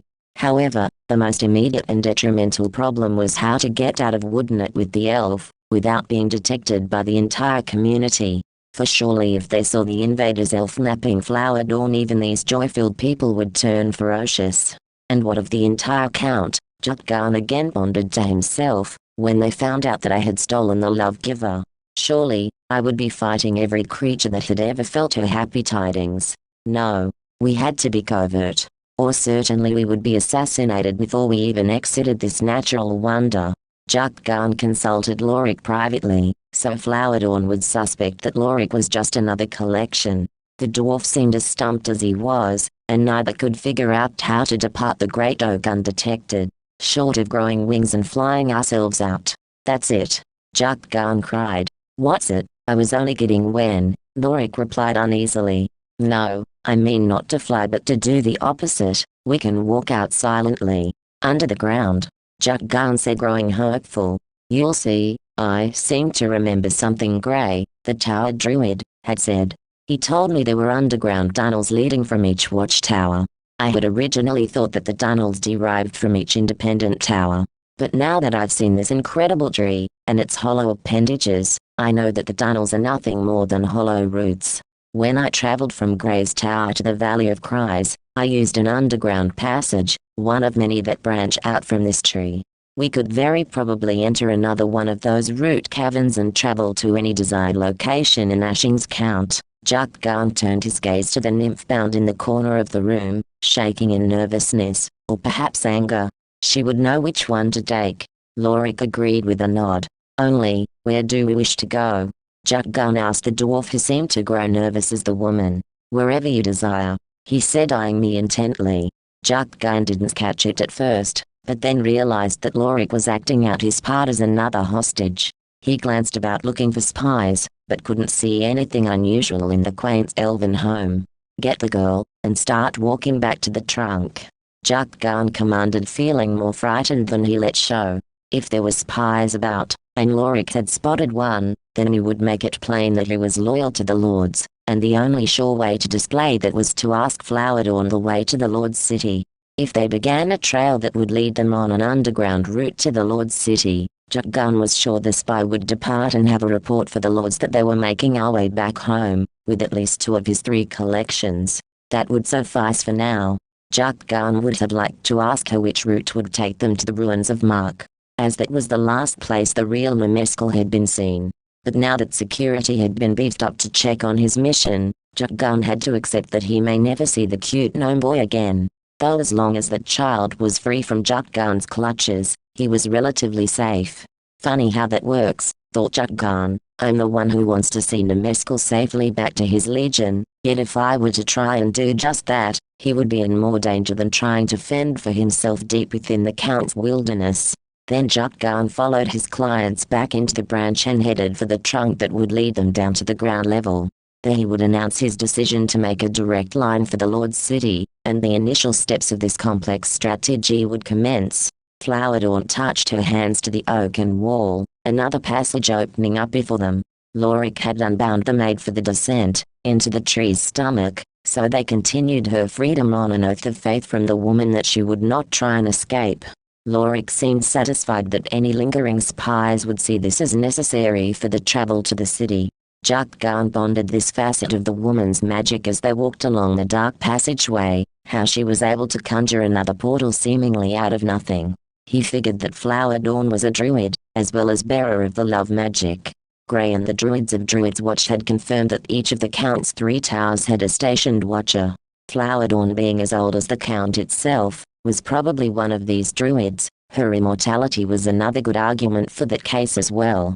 In being a druid, she would have the tower at her disposal, along with all of its supernatural properties, to be used for her purposes. On the other hand, that placed her in the unstable position of Hamadryad, one whose welfare depends on the state of the tree they reside in. If Flowerdorn's giant oak prospers, then she and her magic does as well. If her tree were to be burnt down, the woman would die. Jukgarn was sad for the elven maid, as he watched her surge forward, with determination in her quick shapely step. He watched her march candidly onward, towards the dark ominous city, the evil place where his family lived. There was no way to tell what time it was, but they had probably been walking for a few hours. The route had become thinner, as had the air. It had been a hard day, so they decided to rest and eat the remaining vegetables they had foraged from Sleepy Marsh. Lorik snored as he napped across from Jukgarn. Flowerdorn whimpered and lost her earlier courage. Underneath all of her enchantment and glorious magic, she was still only a woman. Frightened and uncertain. Jukgarn didn't know how to feel, his own uncertainties clear. This fragile creature beside him was the very most loveliest thing he had ever seen. Not only in appearance, but deep within her soul. When Lorik had said Jukgarn would need to marry her, he was abashed. But now it seemed like a wonderful idea, however unlikely the reality of that private wish would be. A nymph doesn't marry an ugly evil-hearted troll, even if the troll publicly held a kind human face. Jukgarn didn't know when they drifted off, but the sleep again embraced their edgy nerves, coercing them into pleasant slumber. The three were isolated by their unique situations, yet tied together by the common menace. Chapter 9 Lord Swords. Jukgarn abruptly awoke from his sleep. Flower Dawn was huddled close to his side, shaking as she heard inside Woodmut, this time from the cold that chilled her slight frame. The noble didn't shift his position, but continued to act as though he was still sleeping. He glanced at Lorik, the dwarf contentedly snoring away, a low rumble filling the cavern. Flower Dawn was awake, as was he, but both seemed to be playing a game of feigned drowsiness. It seemed as though however much Flower Dawn disliked the overbearing mock personality that Jukgarn was acting out, she still needed his warmth and trivial protection, and the noble desperately needed her love. So a game ensued, both of them in turn nudging closer, and closer, until the wonderful sweet-smelling nymph was fully in Jukgarn's arms. Jukgarn grasped the nymph's shoulders and ducked her close to his shivering chest. Her quaking stopped and the whimpers diminished. He may be an ugly, misguided man in her eyes, but his thankful warmth and seeming kindness made her surrender to his actions. She thought at that moment that she could perhaps grow to like the human youth, were he not committed to the corruption of her beloved Count. She had labored all her life to fashion the Count with love and happiness, succeeding in ending the feuds between species, and more recently, helping all the creatures coexist in harmony. It was tough on her, but even with all when she felt close to exhaustion in her immortal duty, the sight of the goodness she created washed her heart, and made the endless task profusely worthwhile. Until the age of the Lords, with humans reigning through feudal power because of superior numbers and unimagined cruelty, now she had fought even harder to sustain the same levels of caring as before. But the tremendous influx of sorrow that trampled the tribes and clans promised to be too much for one disheartened woman. The Druids had empowered her with all of the Count's giving love, in the days of old, making her the first woman deity to ever mother such children of magic. Druids before had always been male, but after the first siege of human invaders they trusted no other person to relinquish the soothing love than that of a compassionate woman. She had surely proven herself competent, but at what cost? She now thought to herself as she clutched the fine leather of the human evil. She was an elf, and that in itself gave her caution enough to stay well away from this dominating male. Furthermore, he represented the single enemy of every Ashings denizens. So why does she trust him? Why does she pull closer, and wish he was really a true-hearted friend, instead of block-faced foe? It didn't make sense, but somewhere deep in the pink pit of her intangibles she felt that there was good, that there was some love. And right now, gasping from cold in the slow-aired cabin, she needed that. To freshen the Count as in years past. She chanced to glance upwards to his eyes, and she found he was already peering back, not with ogre-fainted crossness as she had maybe expected. The man's eyes were warm, with understanding and innocence mixing an impossible merger. Why should I trust him? She swallowed the words, though they still seared into her brain. Noel. Jukgarn smothered the nymph, not caring if anyone was watching. For this moment he held the perfect woman in his own weary arms. If only he could somehow tell her that. But he cared too much for the greater benefit of the Count to jeopardize its future by foolishly exposing his true motives to the Lords. He simply held her, hoping that somehow she could feel he wasn't an unfeeling toad. It would have been interesting to see how close the two could have gotten, had a rudely inconvenient disaster waited at just a few more minutes to strike. The wooden walls rang out in alarm. The footfalls of many troops being carried along the routeway. It was the Lord's army, or at least one relatively small section of it, rushing through the oaken corridor. Jukgarn bolted upwards, rousing Lorik with his noisy chambering and whispered screams. Get up, get up. Take Flower Dawn down the tunnel, and I'll talk to them. Right double quotation mark. The dwarf and the woman shuffled down the cabinway, feeling inside very much like the hostages they portrayed. Lorik almost had second thoughts about his human companion. What if he really was loyal to the Lords? Lorik worried, and has used me all along only because he realized he would not last, out here in the open Count, without a native guide. And here I am helping him eliminate the nymph, by walking directly into the Lord's guarded empire. The chief of dwarfs had always been a solid judge of character, but in the face of such possible danger as the destruction of all transhuman creatures within the Count, he wasn't sure he should trust Jukgarn solely upon his brief analysis of the noble youth. Halt boy, Announce your office within the Lord's regime. A tall, gallantly handsome figure of a soldier demanded, his sable cape dancing about his shoulders as he slowed his step. I am Jukgarn, no soldier sir, only a noticed server, working under orders from the lords themselves. Jukgarn answered meekly. Well then lad, where are your collections? He asked guardedly, walking down the tunnelway. Jukgarn said, nervous that this soldier should know that his present task was the collection of assets. So, you are on your way to the Lord's city, are you? The royal knight asked with slight humor in his voice. Yes sir. I am delivering this property to the Lord. Jukgarn replied honestly. He was going to deliver the dwarf and the nymph to the lords, but at the same time ensure that they could escape from their holding cells. At one time Jukgarn may have been naive enough to believe that the lords would release Lorik after taking the Green Wolf. But now he saw clearer. Fine, fine. We'll escort you then boy. We'll make much better progress with our torches, than with your lot stumbling along in the dark. The officer said, ending his words with a snarling grin. His suggestion more of a pointed and sharp command. Jukgarn was stuck with it. They were reduced to straggling behind the contingent. Chapter 10 The Lord's City. Jukgarn too felt like a hostage. Flowered on gripping Lorik's big but gentle hand. She looked pathetic, closely resembling the girl that Jukgarn saw in his milkmaid's dream sending. They were still a good many hours' walk from the exit puddle that would lead into the city. So Jukgarn took some time with this new problem. He had hoped to sneak, unnoticed, into the city. That way he could have prepared better for my meeting with the lords. Though their great plan that they once had devised was now a lot clearer. It was missing many essential components. Like an army, an escape route. They were reduced to a simple vial of sleeping water. A maid who could grant love and happiness. A dwarf with strong but limited storytelling magic. And Jukgarn with only a few passive connections within the city. They had no might in numbers to wage a conventional war against the lords. Perhaps they could have tamed a few fire-breathers and a tribe of hulking barbarians to aid them. But they didn't have the time. Almost everything they had hoped to avoid was hitting them head-on. They were in the hands of a truly loyal regiment of lords' soldiers.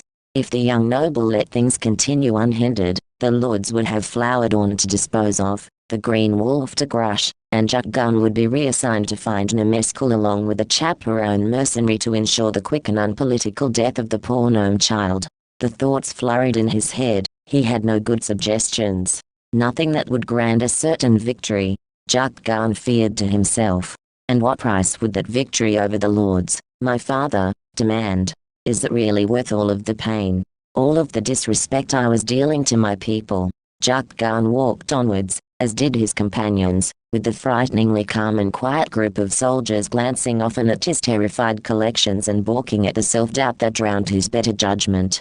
After some time Jukgarn thought he heard Lorik begin a song, but the dwarf grew thick in his throat before he could conjure the wonderful images. That was heart-wrenching to the young noble, as he could think of no better remedy to his pitiful spirit as a comforting warm song from his dwarf companion. In fact, any song would have sufficed, no matter how sad or disconcerting in content it may be, as long as the honesty the dwarf chief always used as main ingredient was present. For in his false thoughts and confused truths, a small, potent dose of that enlightening attribute would be sincerely welcome. They walked the remainder of the afternoon, on into the night and probably until first light, without further incident. At length the travellers converged on the Lord's city. They were led directly into the head Parliament building. This was where the lords seated themselves round a ground stone table, discussing commerce and finances, trade with other humanized regions outside of the Count, and the training and recruiting of their new order staff. The last including not simply soldiers, but the same ilk the shared Jukgarn's notice serving and collection office. Upon entering the structure, via a convenient floor hatch, Jukgarn noticed the familiar royal surroundings. He hadn't thought much about the gold-trimmed doorways and elegant colorful tapestries before, but now with the comparative knowledge he had obtained from his brief visits in the rundown regions of the Count, the difference in lifestyle was unsubtle and deafeningly apparent. Even worse in the noble's stress-ridden mind, was that his own father had a leading hand in that damage and desecration. The group were led to a long hallway, a delicate pink marble floor stretching before them as they walked. This part of the impressive building was foreign to me. Its beauty was as astounding for myself, as I suspect it was to Lorik and Flower Dawn, they being used to a generally simple and basic way of living. Stone slabs were used to form the tall, brooding walls of the hall. More impressive than just the intense natural color of the stone, was the fact that such rare material could only be harvested from one region in the Count. The Crack Chasm, where the fabled Gnome King disposed of his human foes, is the birthplace of the colored rock. And what an arduous and dangerous task it must have been for the lords to try and obtain it. Jukgarn was sure now, that they would have used slaves or other hostages to brave the perilous chasm, and by using simple ropes and pullers, heave the exquisite rock out after hours of exhaustive chipping at the dense jagged cliffs. The officer stopped, the rest of the soldiers turning on their heel, and heading back the way that Jukgarn and his companions had just come. The soldiers apparently finished their part in this business. Jukgarn and the others stood tiredly before a white door, the last one in the series that lined the regal hall. He looked expectantly at the taller man, waiting for his next move. When no resolution stirred his stilled features, he turned to Lorik. But the dwarf too was quiet and unmoving. Jukgarn figured that he was acting as a perfectly terrorized collection should, but his charade seemed too real. Was he also having second thoughts of his fate here in this prettily adorned prison? Flower Dawn was worse, but Jukgarn shook himself free from the knotting sadness in his stomach. He supposed that perhaps the soldier was also finished his portion in this mission. The lords maybe hadn't suspected my undisciplined activities, he thought, and had only sent the troop to aid in my final rendezvous, ensuring that no collectibles fled. Jukgarn knocked firmly on the door, the soldier shifting his stance, and acting as guard to whatever lay within. The young royal knew it was the lord's chamber, by the red half-circle insignia upon the white surface. He was only nervous as to who his receiving agent would be. Still Jukgarn didn't feel ready as yet to face his father and his dominating personality. He had always been able to push me and manipulate my actions, even in childhood. Jukgarn recalled in silence. Jukgarn sighed a gasp of ill-gotten relief when told Seer, the oldest of the lords, pulled his heavy door open. Jukgarn had met the lord many times, as a boy and all through his study classes. The old lord was probably the kindest of the great men, though when angry he too could show cruelty. Jukgarn entered the room, pulling the dwarf behind him. Flower Dawn hesitated a moment before following, creeping timidly into the office as a rabbit would, instinctively knowing the foulness that would pounce at her first relaxing. The lord shut the door, and retired to his desk and chair, both carved in great detail, showing the wealth of this royal figure. The noble, and his apparent captives, were directed to sit. But as the others took up seats near the great shelf of valuable books that perched fully along a wall in the office, Jukgarn chose to stand and present his case without cowardice. Lord Seer, he began. You may know me already, or perhaps you have forgotten my humble face. I am Jukgarn, and days ago, I was sent into Ashings Count to collect 3 items that you and the other lords had ordained as taxable assets. Right double quotation mark. The lord didn't nod agreement, but the flash of recognition in his large brown eyes whispered understanding. Obviously I have returned, and successful in 2 out of 3 of my collection exercises. Here in my finance text, and the 2nd and 3rd of the agenda listings. Jukgarn said, placing the grotesquely plain manuscript upon the long wooden table, and stepping 2 paces to the side, allowing the lord to view the lovely but broken woman, and the faithful chief of dwarfs. Seer gazed at them, his fingers drumming the desktop. Where's the stone, dwarf? He said slowly. Lorik, ready for this, began to unwrap the emerald wolf. Jukgarn knew that Lorik couldn't speak for himself the risk of releasing their secret. So it was up to him to stop Seer from gaining possession of the beautiful gem. The lord was already reaching his arms towards the wolf, the nimble hands greedily impatient. Jukgarn acted, perhaps foolishly, but swiftly nonetheless. Wait, my lord, should the stone not be given directly to the lord that assigned my quest? Asked Jukgarn, feeling unsure what he was trying to accomplish, though any respite and postponing of the deadly proceedings would be sufficient. Seer eyed Jukgarn cautiously, but seemed to respect the decisions of the lord-appointed office server. He wavered his thoughts, concealing them for now. Thank you, my lord, Jukgarn said fervently, as the old man withdrew his paws and slid comfortably back into his seat. The relieved noble took the shrouded stone and tucked it into his jerkin. But what of the girl? Surely we can save the Master Lord's time with you simply releasing her into my custody. Don't you think that best, young noble? Told Seer suggested to Jukgarn's dismay. Jukgarn knew he was at his limit with the powerful man's patience. He could do nothing other than agree with a sorry nod. With the tears of the nymph filling the room behind him, Jukgarn almost thought he heard distant thunder. That alarmed him, because if he understood correctly the dwarf's earlier conceptions of Flowerdawn's talent, then any emotions she felt would amplify and knit itself into the very fabric of the Count's natural climate. Thus if the woman died, the Count would suffer the same fate, 100-fold. Can the dwarf go? I mean, there's really nothing more he can offer. Jukgarn said gullibly and almost disbelieving of the harrowing circumstances his initiation quest had cornered him into. Well, not just yet, but not to worry. He'll be well taken care of. In due course, Jukgarn, he will be released. The old crusty-faced lord said, putting his palms flat up on the desk, as if closing the matter. So I was looped, Jukgarn cried to himself, the charade working to protect my interest but not powerful enough to save my friends. I had the emerald in my pocket, and a meeting to attend with the Master Lord. I had saved only one tiny fraction of Loric's plan. I had the green wolf, but in my heart I knew that it wasn't at all this piece of rare rock I now held that had sown the spirits of the Greenshoe clan. It was, however, the unselfish and doomed gentle chief. Jukgarn walked quietly out of the room, the floor swinging closer behind him like a dungeon gate. He drew a deep breath and tried to find any remaining hope within his battered spirit. He would have to give the wolf up, and the only one to receive it was the highest lord. With thoughts racing over so many decisions still to make, Jukgarn still wondered what was right, what was wrong. Did he have any precedence in altering an established order, even altering Ashings Count itself? He was only one tiny, insignificant creature. What possible part could he play in the greater scheme of things? All of this Jukgarn attacked head-on, and determined to resolve. Before he succumbed to his father, he would look up an old friend within the city. He had a few extra hours before he would have to see the Lord. Even though he wasn't rushed, time was crucial. So he hurried back to the tall arch gates that enclosed this parliament. Out onto the neatly bricked streets he tramped, heading to see Jukgarn, a young monk living in the city. The familiar smells of the marketplace jumped to greet Jukgarn.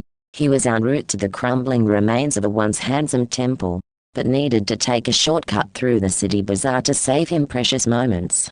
He saw the fish and fruit sellers.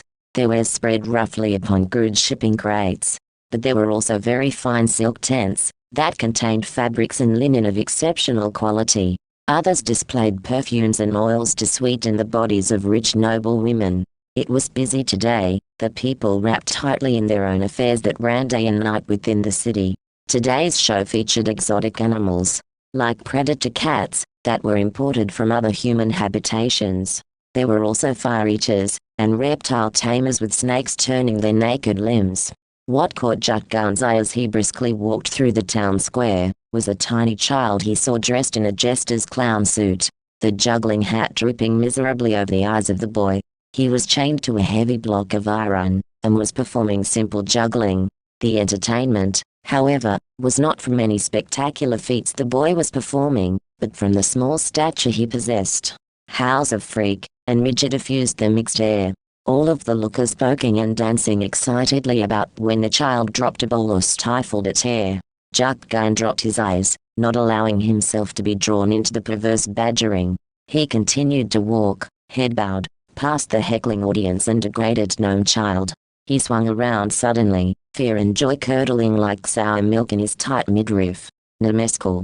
he cried aloud, the crowd turning at the new disturbance. He shuffled through the mob of spectators, pushing a path to the front. Nemescal sat exhausted, upon the cold stone ground. The colored balls, he tried to contain spilling out of his pink, chubby grasp. The beating sun finally taking its toll on the small body. The people began to disperse, obviously bored of taunting the poor little gnome, and returned to their various tasks. Jukgarn saw through his weepy, running eyes, the showkeeper striding towards the boy from behind a wagon full of sweaty costumes and uniforms. He was a large, obese man, with tufts of red beard growing roughly and unkempt upon fat puffy cheeks. The noble watched as Nemeskel was yanked upwards and unshackled. The keeper picked the parcel of Tyre's gnome bones up and half-dragged him by the scruff of the neck, back to a sleeping wagon, pushing the boy clown. He slammed the door and pulled the securing log down. Any attempt at escape, at least from the inside, would be futile. Nemeskel must have been captured by the traveling caravan, Jukgarn thought to himself. Or perhaps the boy was able to be coerced in hopes that he would eventually be taken back to his sea-residing legion. Jukgarn wanted to rescue the gnome right away, but was already running late. He rushed on to his engagement with Beauregard. He would return later to free Nemeskel, luck permitting. The marketplace, and all of the familiar smells soon were lost as he hurried onward. Chapter 11. Meeting an old friend. Beauregard was a pleasant, thin man, with the same soft wisdom that Lorik often displayed. He was a monk, bound by oath to lead a straight, uncompromising life, trying to exist in beautiful harmony with all of the other elements and creatures of the Count. Beauregard's father, as were all of his present or past family, had also been a monk, but died shortly after migrating to the Lord's City from Lake Lost Forest, the sanctuary woodland that was sheltered from much of the advancing chaos. Beauregard had been raised mostly by his widowed mother, and learned diligently the way of the monks. He always had strange misgivings towards the lords, but in being a monk, and peasant-class citizen, the information he received on the lord's genuine pursuits of the Count were limited. Still, he had always felt that the lords had a hand in his father's abrupt demise. His mother never talked about the matter either, always skirting conversations or concealing memories of the gentleman. Jukgarn had befriended the monk when they both were schoolboys. Attending different schools, of course, the son of a lord being treated far better than a common plebeian. But nonetheless they shared boyhood adventures, with their friendship maturing as they did. The resolute temple came into view, the noble keeping up his brisk step towards its growing walls. The last Jukgarn had visited this place was a few days prior to his impending mission. He had felt awkward then, feeling out of place and self-conscious of being seen in the crumbling building. It had been cold and impolite, but he knew that the Lord's son shouldn't lower himself to the structure's obvious status. Jukgarn now felt very differently, and that was apparent by the way he bounded up the chipped stains and grew warm with the fond memories of good-hearted Beauregard. He didn't wait to be received by the monk, but instead, opened the cheap spruce paneled door and silently slipped inside. It wasn't grand as temples went, being greatly smaller and less extravagant than the Druid's Watch, but the fine masonry skills Beauregard's father had mastered were clear throughout the building. The rooms being neatly tiled with mock marble, and trimmed around the doors with shiny panels of glazed pine. The rest was simply stone, common granite blocks making up the basic skeleton of the temple, though even in its neglected state it still appeared solid, due to the monk's obsession with symmetry and detailed perfect square edges.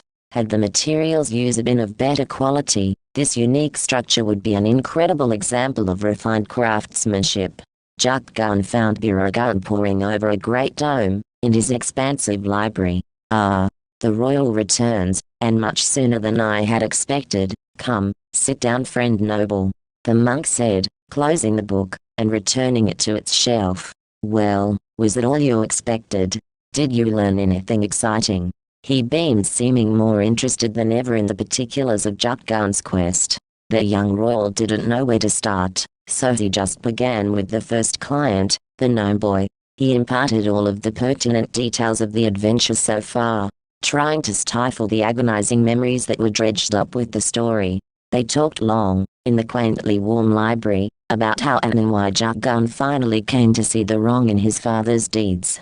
Beauregard was a good listener, and Jukgarn felt a slight weight lifted as they left the study room. The familiar monk made him a lunch of steaming lichen soup, a common but delicious vegetation that is brewed along with fresh market peppers. Jukgarn was content, not with the horrible situation that was still unresolved, but within himself. The monk had helped him voice all of the anger and fear he felt toward his father.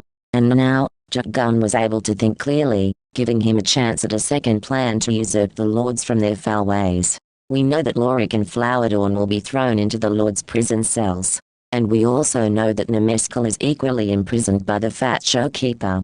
Jukgarn began to the monk who was busy poking at the stray onions on his plate. I have the jewel, but must give that to my father or he will know of my disobedience. Right double quotation mark. When do you meet with him? Jukgarn asked, taking the young royal's empty bowl. Soon, in fact I should be leaving now, so my tardiness doesn't alarm him, he said, growing nervous at the prospect of his enraged father. I'm coming with you. I may be able to devise an escape for the dwarfen girl, Jukgarn said, heaving out of his chair and pulling his brown robe over his head. He replaced it with a simple cloth shirt and slacks. They marched out of the temple and slushed through the afternoon masses. Jukgarn glanced at Jukgarn. The monk wore a light smile upon his lips. Perhaps he had his own score to settle, wondered Jukgarn. Jukgarn, being a secondary-class citizen, would have had trouble getting into the main parliament, were it not for his subtle monk capabilities. He had quick wit and dexterous fingers that allowed him to be very expedient in finding an alternate route to the building's lower dungeon. Chapter 12 Jukgarn's Quest. Jukgarn searched for a successful route around the guard. Knowing its nature didn't help him in coming up with a feasible attack, except perhaps that the guard would eventually have to be relieved. The monk could wait until the shift of this particular soldier was over, but to what advantage? That would waste precious time, and most likely end up with him facing two foes instead of one. He could try and frighten the guard by sneaking up close, and with that element of surprise, somehow dispatch the knight. But he discarded that idea as well. He had no suitable weapon to fend off the powerful blade of the soldier. Then Jukgarn's final, desperate and foolish notion hit him forcefully, risky as it was. A rare, brief moment of respite by the guard unveiled the secret that earlier stumped the monk. Jukgarn's first thought had proven correct. The lords disliked the use of magic so strongly, that they placed live guards, disguised as stone replicas to secure the remotely used rear entrance. Perhaps even only one guard, to save on manpower, with the other statue being genuine. A single sword in the back being as effective as two. Closer analysis by the monk's careful eye proved that point true. He could now see the discernible differences in the two standing figures. One was a solid piece of rock, chiseled spectacularly to resemble the erect form of a lord's knight. The other wearing the same stone gauntlets and helmet as the original. At a glance it looked like a mirror image. But like the treacherous Mount Boone, it showed its true nature when perceived as this. The telltale wrinkles in the arms of the grey-clad soldier being culprit to its undoing. Still, the problem remained. Jukgarn searching for a successful route around the guard, knowing he could easily trigger the sleeping golems into alarm. Odor. Jukgarn doubted that, as he could not discern any visible holes near the soldier's nose. Perhaps there were simple foot traps, that when tread upon jolted the figures into deadly action. The monk, acting upon his last conjecture, scanned the stairs below him to locate any such devices. Then it moved, startling the monk so that he almost yelped with fright. A grey-colored gauntlet slid off to reveal the tender skin of a human hand. The soldier scratched at the stone helmet he wore until his fingers worked into a seam between the silver collar and the heavy granite headpiece. It, or rather he, was still unaware of Jukgarn's presence. Luckily, the monk had kept up his shadow-like cautionary silence, even while assessing the impeding guards a short distance below him. That caution had allowed him to witness this opportunity. Two guards stood like frozen metal, opposite each other against the walls of the stairwell. Dusty swords were clasped in their hands, their eyes blank and gazing. Jukgarn approached the still figures, creeping closer and closer until he could see in the faint light of the passage that indeed these figures were carved from stone. What a strange trap this was, the monk thought to himself. The lords frowned upon magic, so it seemed unlikely that these statues would be animated. However, in this respect having magic guards that never tired of their eternal duty would be entirely too convenient. So Jukgarn didn't trust it. As he perched motionless, and soundlessly upon the dark steps, he ran through the particulars of this cunning magic. What would spring the trap? Noise. That seemed a good scheme, as most intruders did not have the sleight of foot that he had. At the rear of the huge government mainstay he worked the cumbersome copper locks until they clicked open in defeat, revealing an unguarded door that should lead him into the castle's bowels. He slipped inside, quiet as a nimble cat stepping down into the deep recess below. The hot whiz of rotten breath blew into him. No doubt this was the right track to the prisons. The half-dead howls of tortured prisoners made the good monk almost falter in his descent. What could he do anyway, he thought pitifully. I'll just get myself captured and disciplined. Probably killed, in fact, he corrected himself. But he did not halt, the love of the Count driving him forward candidly. His weapon, the shrouded curtain of ghost-like silence that draped him in concealment. He just needed to get to Lorik undetected, and that he would contribute the one thing that all monks share, the ability to inspire hope. Jukgarn had told him he was going to share this hope with the dwarf, or perhaps just disbelieving in the effectiveness of that suggestion. The monk thought it would work, knowing well the properties of both Flowerdorn and Lorik. Chapter 13 Family Reunion. Jukgarn re-entered the grand arches of the city's parliament. He slowed as he saw two lords aristocrats talking to the guards. Undue behavior could trigger the nervous soldiers. The building had been a bustling hive of activity during the past days of his quest. The lords were coming closer to their goal, and were reeling in their troops. The physical cog of the military, gear grinding to a halt as the greater gear in the malicious plan started its own revolution. That gear was the possession of the heritage markers. And it was dishearteningly easy to see that the lords were 2/3 of the way finished their foul task. Jukgarn cursed himself for being the naive idiot who gave up those markers. The young noble dodged speaking with his mother, who came shuffling out from a private lounge, by skipping up the marble stairs inconspicuously. It was so ironic for Jukgarn as he looked back later, who before returning the Count and meeting the truly brave and generous inhabitants there, acted very much like that conceited and pampered woman.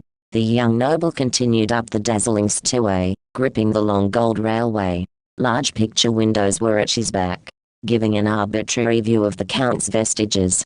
As if someone who looked through this expensive ivory-framed glass would have any caring at all for the well-being of the inflicted creatures beyond. Before Jukgarn knew it, he stood on the high landing, where his father held office. His white door bearing a full deep red circle in its middle. Jukgarn had always thought it looked like the wound left by a quick silent blade. The young noble knocked upon the lord's stately door with nervousness swelling inside his chest. The courage that had led him to disobey his father disappeared, and left him once again as the empty naive youth that jumped to the beck and call of his obsessed sire. "I'm a fool," the noble whispered to the door, as if it would somehow deny that reality. The grand entrance opened to reveal the tall brooding form of Lubris, the highest of the lords. Jukgarn's father extended his hand to lead the youth into his domain. Jukgarn felt like a fly, but gripped the lord's strong hand and allowed himself to be pulled into the web. "It's been a day and 7, but I made it," Jukgarn replied to his greeting, wiping his brow with the back of his hand. He resolved to act loyal still. No use upsetting the man by conflicting with him in the royal chambers. That would only lead to Jukgarn being thrown into the cells along with Lorik and Flowerdorn. He was of no use to them there. "You collected all of the assets?" He raised his bushy eyebrows along with the question. "Well, 2 of them. The boy escaped me," the feeling of nausea filling Jukgarn's head. "Only 2, that's no way to make a notice server out of you, boy," he chuckled crudely. "But to tell you the truth, I already knew that, and I realize it was of no fault of yours. So I am pleased with your efforts." His gold teeth flashed a glinting smile. Jukgarn wrenched a mental blow at the liar in front of him, as if anything the greedy ruler said could be believed. "Now son," he added with vague affection, "can I have the stone? Toldseer advised me that you still possess it." Right, double quotation mark. Jukgarn ran through his options. If I refused, I was prison-bound, and useless to stop my father's plan. If I gave him the green wolf, then the clan would dishearten and split. Though I believed that while Nemeskel was still undetected, then the other 2 heritage markers would be safe. My father was no sloppy contender. He would surely destroy all 3 at the same time, making the proceedings of destroying the Count a sudden universal death instead of a slower piece-at-a-time affair. "It's right here, father." Jukgarn offered the stone to his father, unwrapping it from the cloth and stuffing the plain linen back into the pockets of his jerkin. The young noble flashed a glinting smile of his own as the jewel changed hands. "Good, now you can resume the search for the gnome," his father added as he rose from his seat and straightened his robe. "But, I thought I was finished my initiation," Jukgarn said, the nerves tensing in his throat. "Oh no. Far from over, boy. You've got a mission to complete." Right double quotation mark. Jukgarn rose and stared at his father. Now the confrontation he was avoiding had begun. That does not please you, Lubris said crossly to the heated youth. The noble stumbled on his words. He had so much to say. He wanted to unleash it all. The blood boiled in his neck, and he could feel his fists shaking secretly at his sides. Well, what is it? Lubris screamed to the startled youth. The true, insidious nature of the Lord's breaking through. It pleases me. Jukgarn cried and covered his head. The large deep purple-robed Master Lord stepped forward and thrust his hand to his son's throat. Now, find me the boy. With a shove Jukgarn was up against the stone wall. Yes father, the youth said, tears streaming down his cheeks. He staggered out of the Lord's quarters and leaned against the slammed door. I'm a fool, he concluded, this time not even wanting of a rebuttal. The sound of heaven-splitting thunder shuddered through the palace. Jukgarn retreated down the staircase. He was going to see how Jukgarn had fed with Lorik and Flower Dawn. Perhaps he had been a stronger man than I. Jukgarn sighed to himself. I had taken the easy way out. Right double quotation mark. He found his way down to the pit of the parliament. When he was younger his father had given him a tour of the dark prisons. At the time it had been amusing to see the cell dwellers, mostly city criminals and an occasional gnome or dwarf, but now the awful-smelling dungeon was horrifying. Jukgarn's beloved Flower Dawn was chained somewhere in the hot and sticky iron cells, and he was utterly powerless to free her. It was foolish of him to ever let Jukgarn try and see them.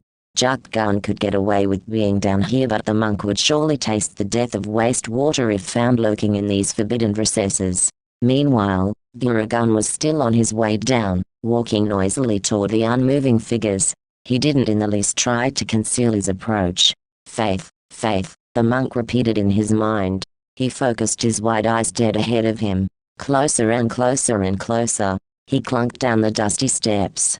He engraved the word trust into the wood of his mind's eye. It burned into his very sight, which never wavered from its gaze towards the bottom of the stairs. You've got to believe, he whispered. The guard's only steps away now.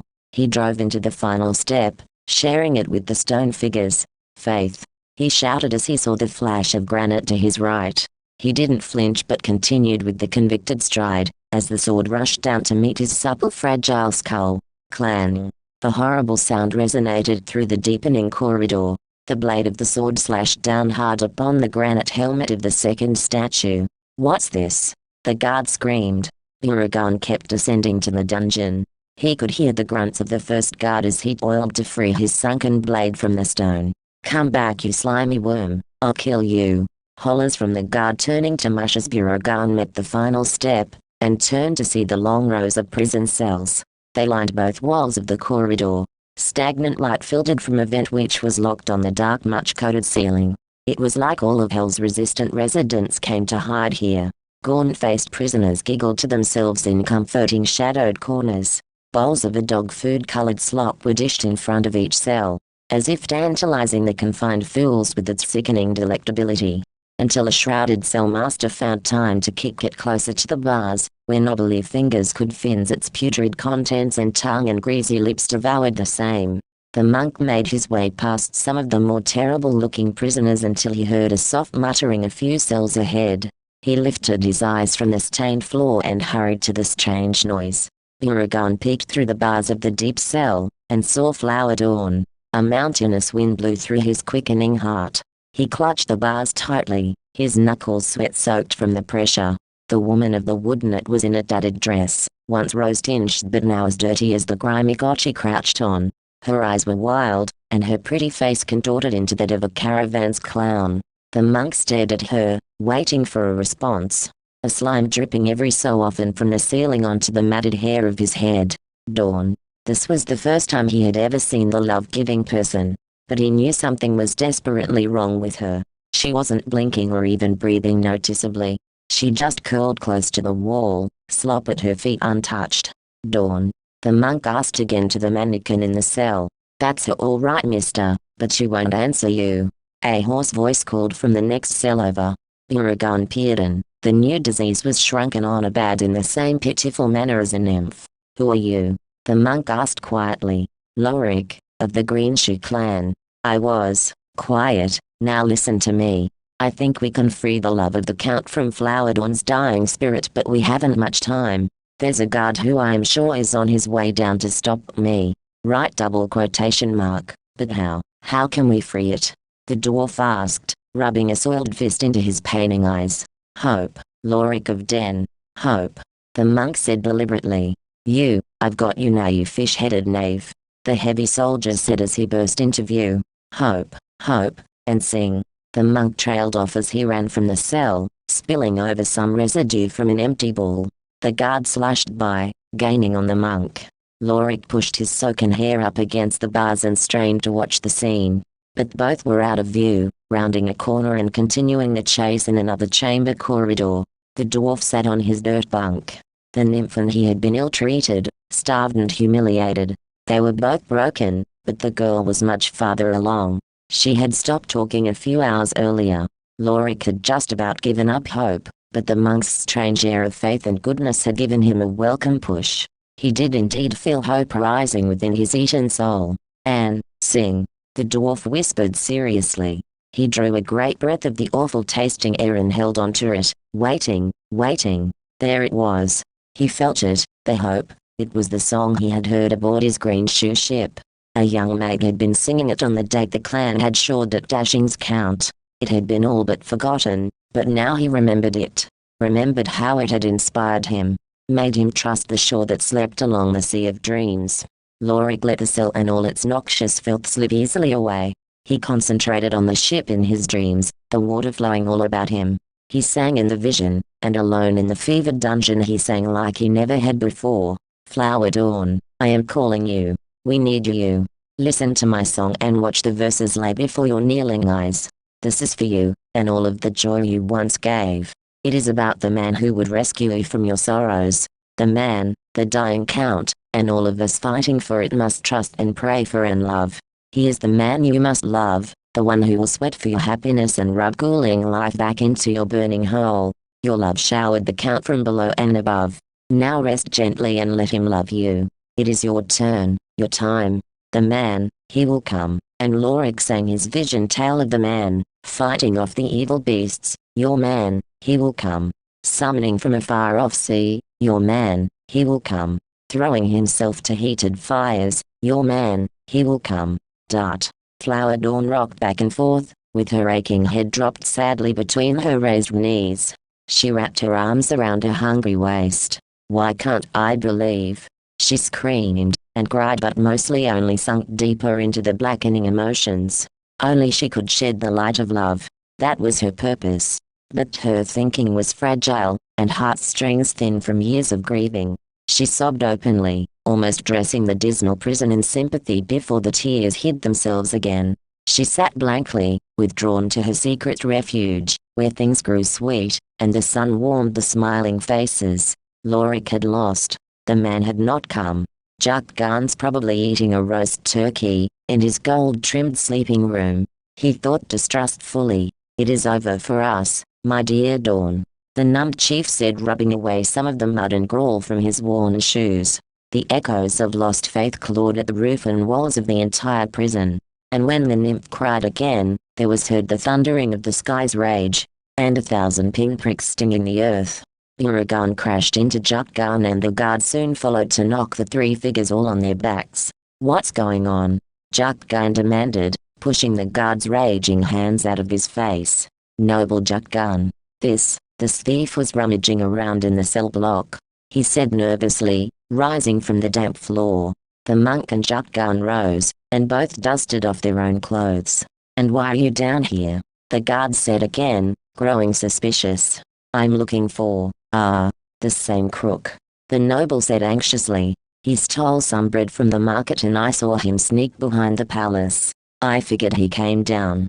Right, double quotation mark. Well, we'll take care of this. Come along you, the guard stated nastily, and grabbed for the monk's arm.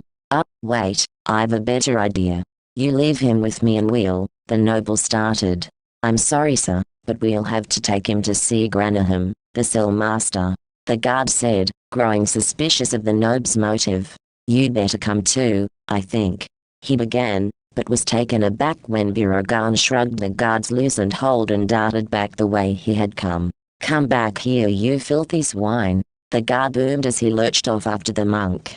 Jukgarn was left to his thinking in the stomach of the rotten palace.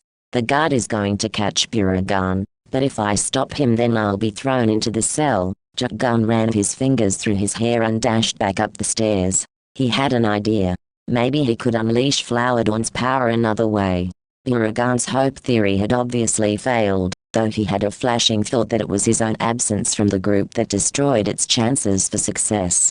Maybe if I just told her that I love her, she would let the power strike. He tossed the words out as he bounded up to the door. He peeked out and walked nonchalantly to the archways. He paused outside the building. He saw the caravan packing up the many carts and wagons. He knew they wouldn't forage out into this storm, but maybe the fat keeper would leave early upon the dawn. No, he doubted that. There was too much money within the flagrant city, too much wine to sell, and too many tickets to solicit for shows. The gnome would be safe for now. If the soldiers hadn't detected him by now, then they probably wouldn't for a few days yet. He wished the tiny boy luck as he ran to the gates. The rain poured down from the skies. He clutched his chest. "I'm so sorry, Lorik. And my love. I miss you but I must go," he whispered, despairing throughout him. "Nemescal, I'll be back, trust me please, I'm sorry."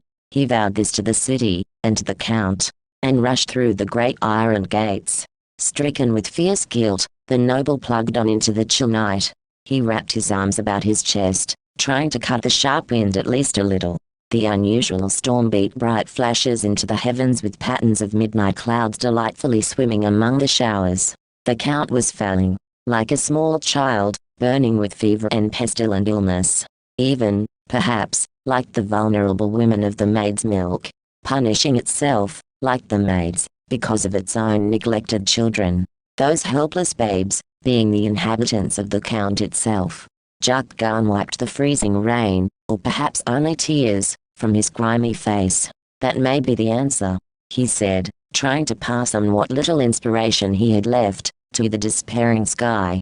If only Flowerdawn could draw upon her broken faith, and crack these black skies with her illuminating glow. He whispered now, as if hiding the words, as a thief would stolen riches. But he knew that could not happen, not while she believed that the Count had fallen, and succumbed to the Dark Lords.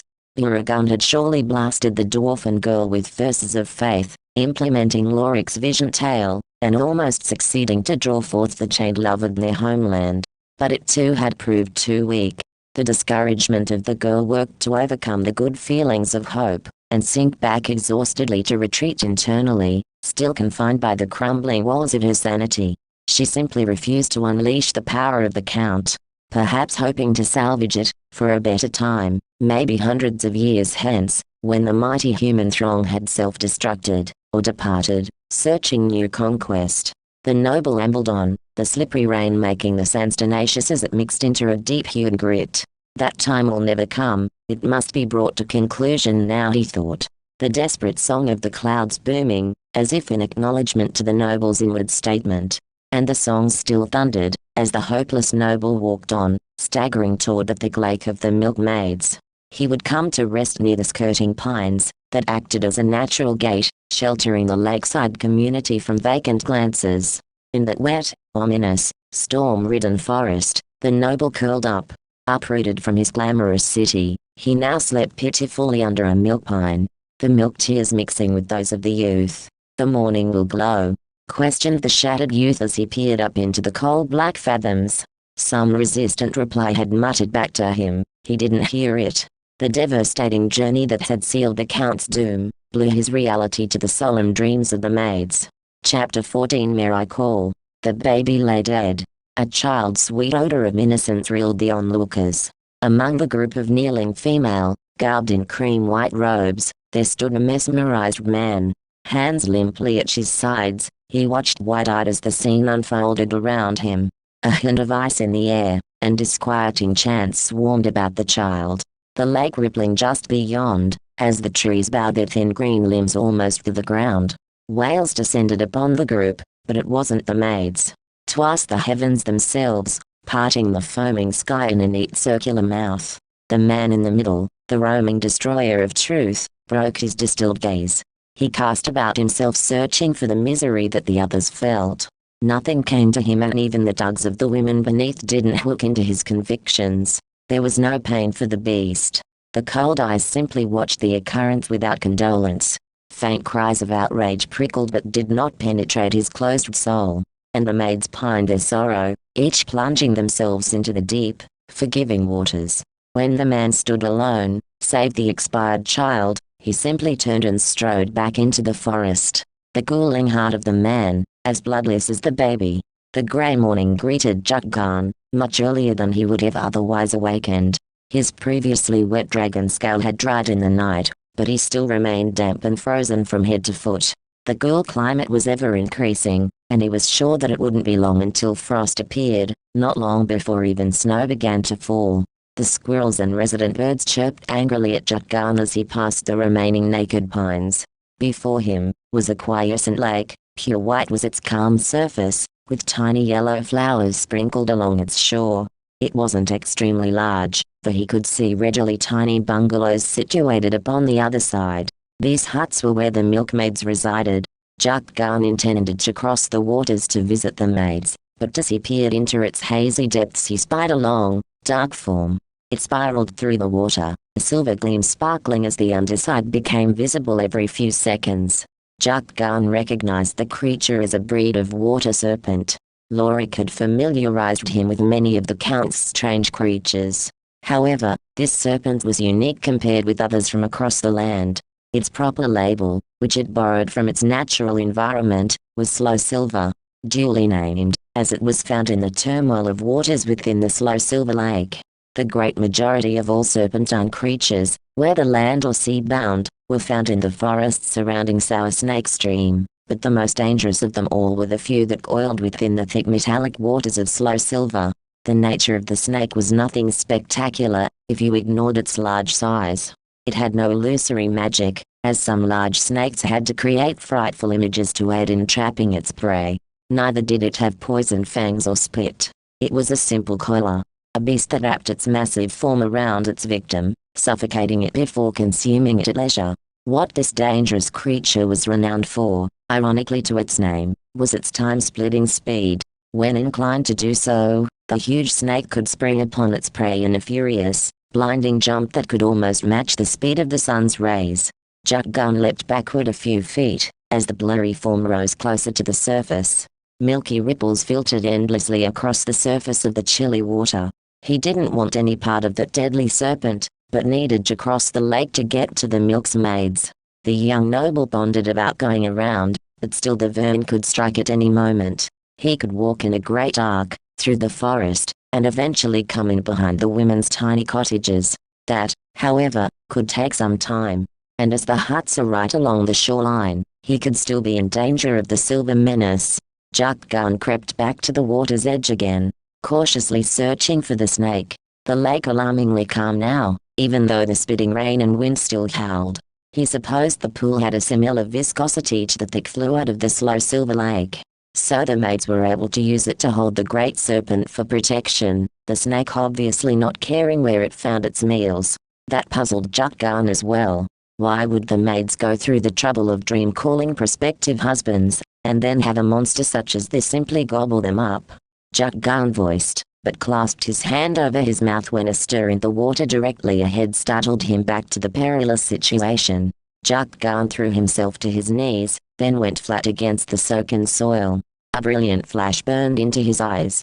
Jukgarn watched as a curious bird that had fluttered to the ground next to him, was snatched in a whirlwind of burnt feathers. The whine of the animal was all that he perceived. As he lay upon the ground, feathers and dust still peppering around him, the young noble glanced at the lake, while a single ring of ripples that were quickly fading gave the only visible proof that the serpent had struck. Jukgarn clawed backwards, and clambered to his shivering feet. Leaning up against the tree, he caught his panting breath. Fingers numb from the cold, he could feel the rush of adrenaline now heating his extremities. Did I really need to cross the lake that badly? Jukgarn asked himself. He knew the answer was yes. The Count needed him, even if they all perceived him as the death of it. The gnomes, the elves, the dwarfs, They all hated me, he scolded himself.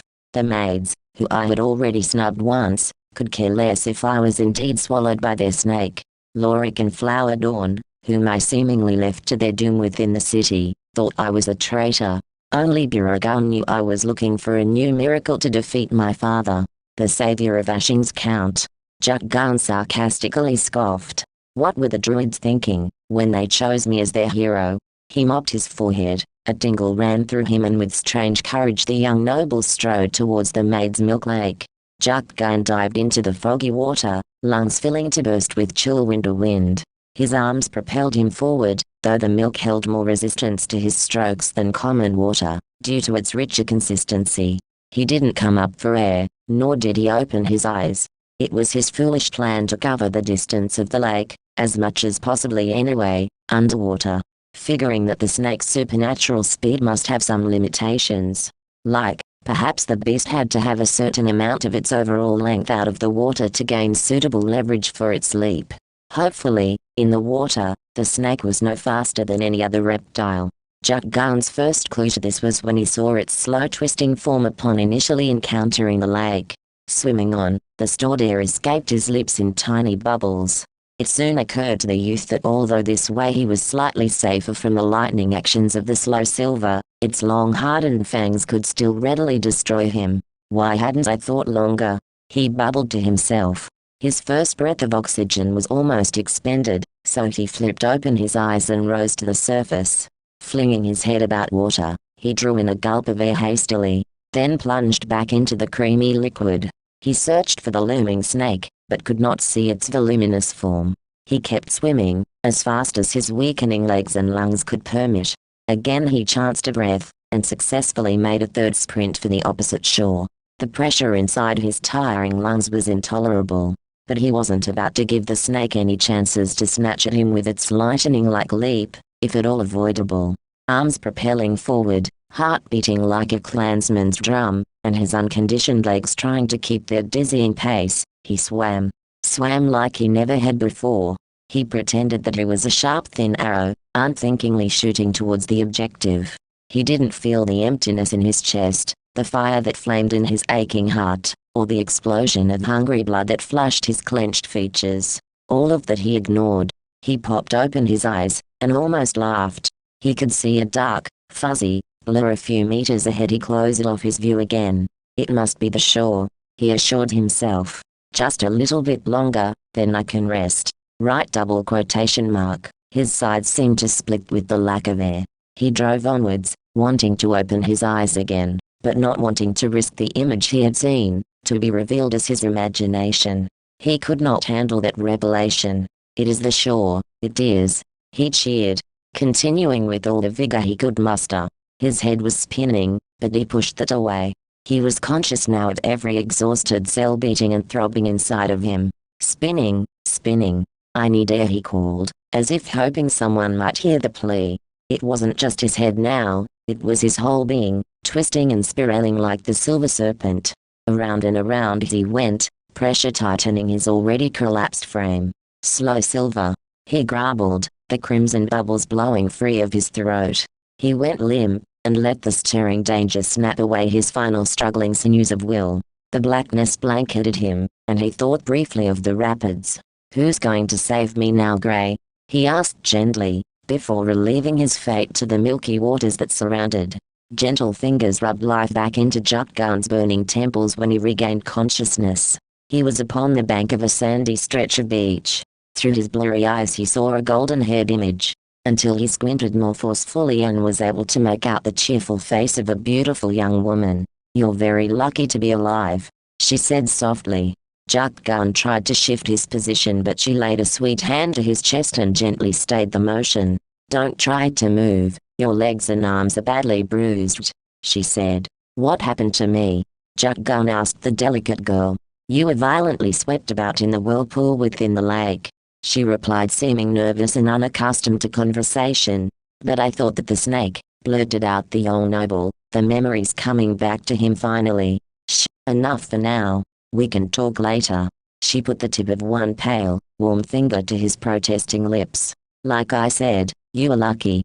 She rose from her kneeling position and signaled for more, extremely beautiful, women to come out from their hiding places behind the trees. He thought about her analogy of his recent dance with death, and it seemed as though he was extremely fortunate to have survived the waters of maid's milk. But how lucky can one man get? He was beginning to think that perhaps Boone really did bestow upon them its alleged luck. That would explain his chance escape from the sorceress, as well as the great serpent Slow Silver. If he hadn't been pulled into the whirlpool when he did, he probably would have been snake food. And even then, fluke chance had spit him out onto the shoreline to be tended by the loving maids. It could have just as easily spit him backwards, deeper into the creamy depths, allowing him to drown. "I thank you, Boone," he whispered, and was lifted by the wonderful women. They took him to their village middle, where a small hut was already erected, and tucked him into a soft bed of woven quilts. When he was resting comfortably, they all departed, save the first blonde female. "Are you hungry?" she asked. He hoped she hadn't heard his stomach rumble, but nodded yes. She disappeared, and left him healing contently. He had almost fallen asleep when she returned with a tray full of scrumptious foodstuff. She set down a wooden pitcher of cream, a plate with bread and honey, and slices of a green seedless fruit. She offered first to sample a delicious broth. Jukgarn got set to gorge himself, taking in all of the pleasant-smelling aromas, and lifted the wooden spoon to his watering lips. "Have you come to answer the call?" she asked timidly. Jukgarn coughed, and quickly cleared his throat. She was obviously asking if he had come to marry her, as the milkmaid's dream call had indicated. "Maybe I can talk to the chief maid," he replied with a mock smile.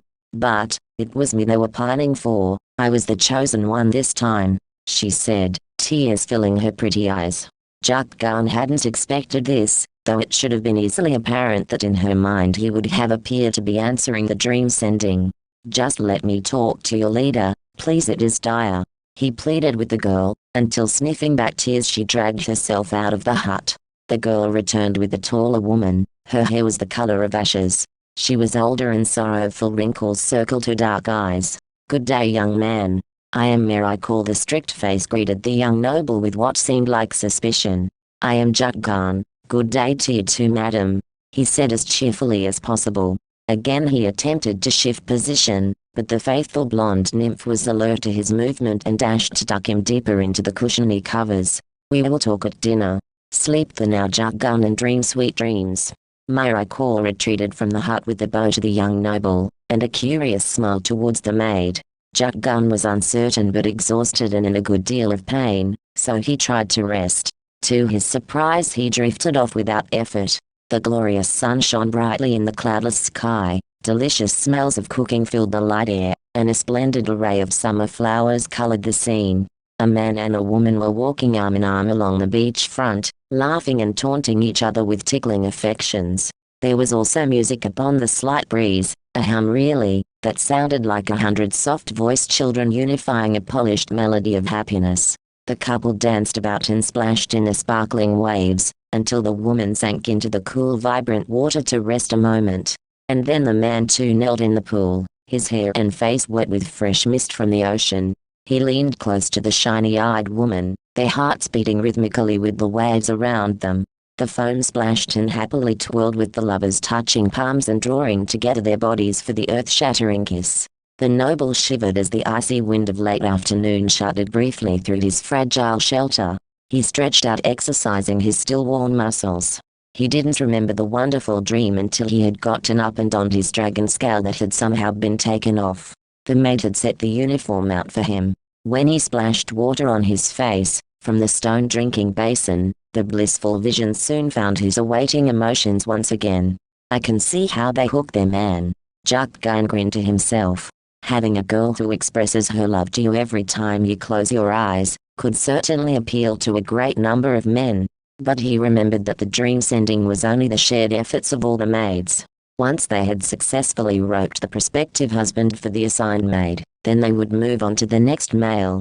"Oh, that's it," the noble gloated aloud.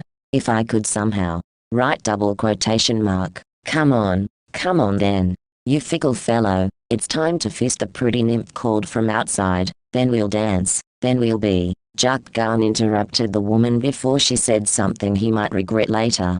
"Coming." Just a moment. Right double quotation mark. He heard her faint giggles, and the tread of her light feet trailing off toward the beach. Then he hurried off after her, ignoring the small flakes of snow that nestled to the frozen soil. It would soon be too late, the Count showing the first signs of utter breakdown. I must grasp this lost miracle, he said, then musing at the similar pronunciation of the headmaid's name, Miracle. Perhaps it was an omen. He trotted off to the campfires near the fringe of the milk lake, the wheels turning in his head, more from confusion than profitable ideas. Jukgarn and the milkmaid sat in an open circle facing the great lake. There were woolly blankets, which Miracle gave to them, spread upon the chilly beach and around their shivering bodies. The sharp wind was ice-laced, but when the bonfire was lit the graciously received flames warmed them up, and they all remained quiet, taking in the haunting yellow glow.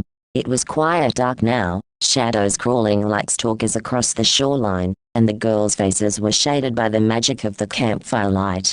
Bowls of exquisite tasting berries were passed along the circle, followed by cheese trays. Then when they had satisfied themselves, a thin wooden cup of white liquid was given to each of them. Jukgarn was starting to get slightly anxious. He needed to ask Miracle for a favor, but he stilled the idea for now. Now witnessing what was obviously an age-old ritual, the young noble thought perhaps he was not only expected to watch, but to actively participate in its functioning. Maids, put grief in its place. Miracle rose and spoke to the ensemble. With that, the maids silently walked to the edge of the lake and poured the contents of their mugs into its deep churning depths. The women returned and somberly sat cross-legged, the cheerful faces of a few moments ago trampled by the more recent lonely mood. All of you must put grief in its place. The loud, strict woman struck out as if she were wounded by defiancy. When every dark eye was on Jukgarn's shaking hands, and the cup of pure milk clutched within them, he too rose and bleakly walked to the creamy margin. He wondered when the giant serpent would strike and carry him off into the ghost-colored waters, and why it hadn't chewed up the delicate rosy-cheeked maids already. But no snake oiled here this night, and while twitching nervously he completed the milking of the pines. Or so the maids had called it. Simply because they were catching the beaded milk that ran down the sides of the forest pine trees. But more complex in its symbolic meaning, they being to pine for the lost children and disgraced lives by shedding these proxy milk tears into the forgiving waters of maid's milk.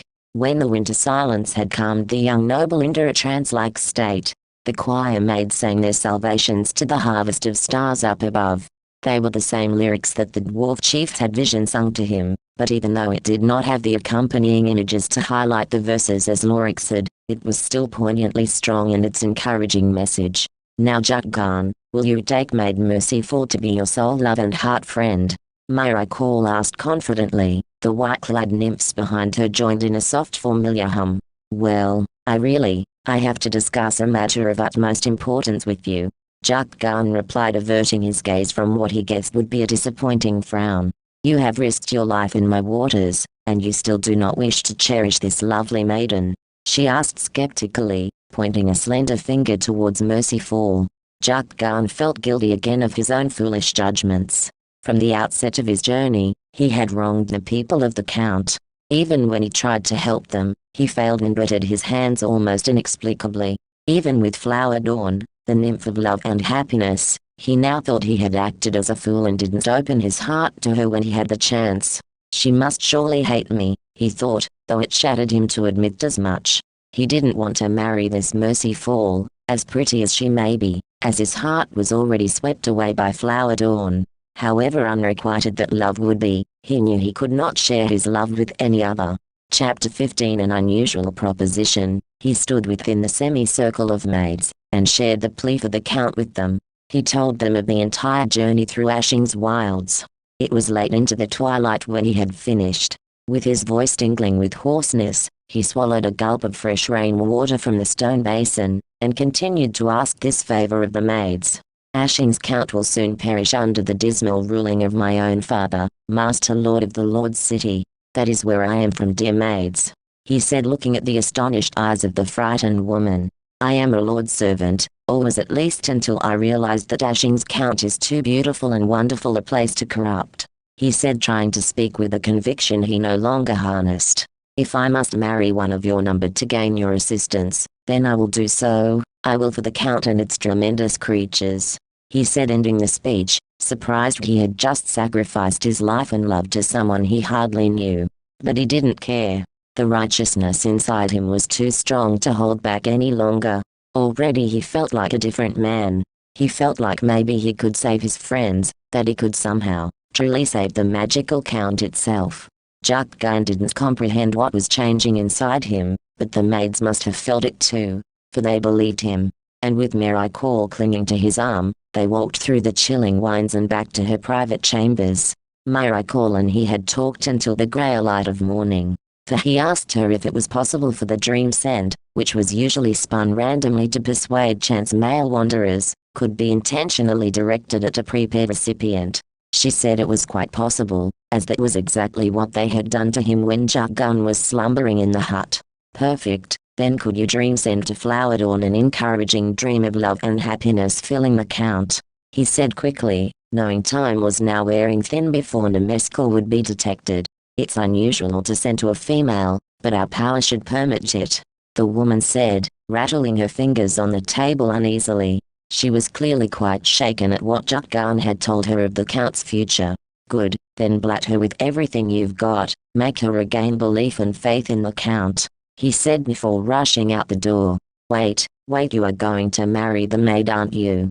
She cried from the hut's open door. Yes, but bring her to the Lord's city, we'll have a grand wedding there, after we defeat the Lords, he called back before turning and running towards the lake. The maids were singing an inspirational song along the bank, when he arrived. Which is the quickest route to the Lord's city? He said to the nearest tiny pink-faced maid. He had spent too much time chattering with Miracle, and only hoped that the gnome boy was not yet found out by the Lords. That would surely push forward their plans of destroying the heritage markers.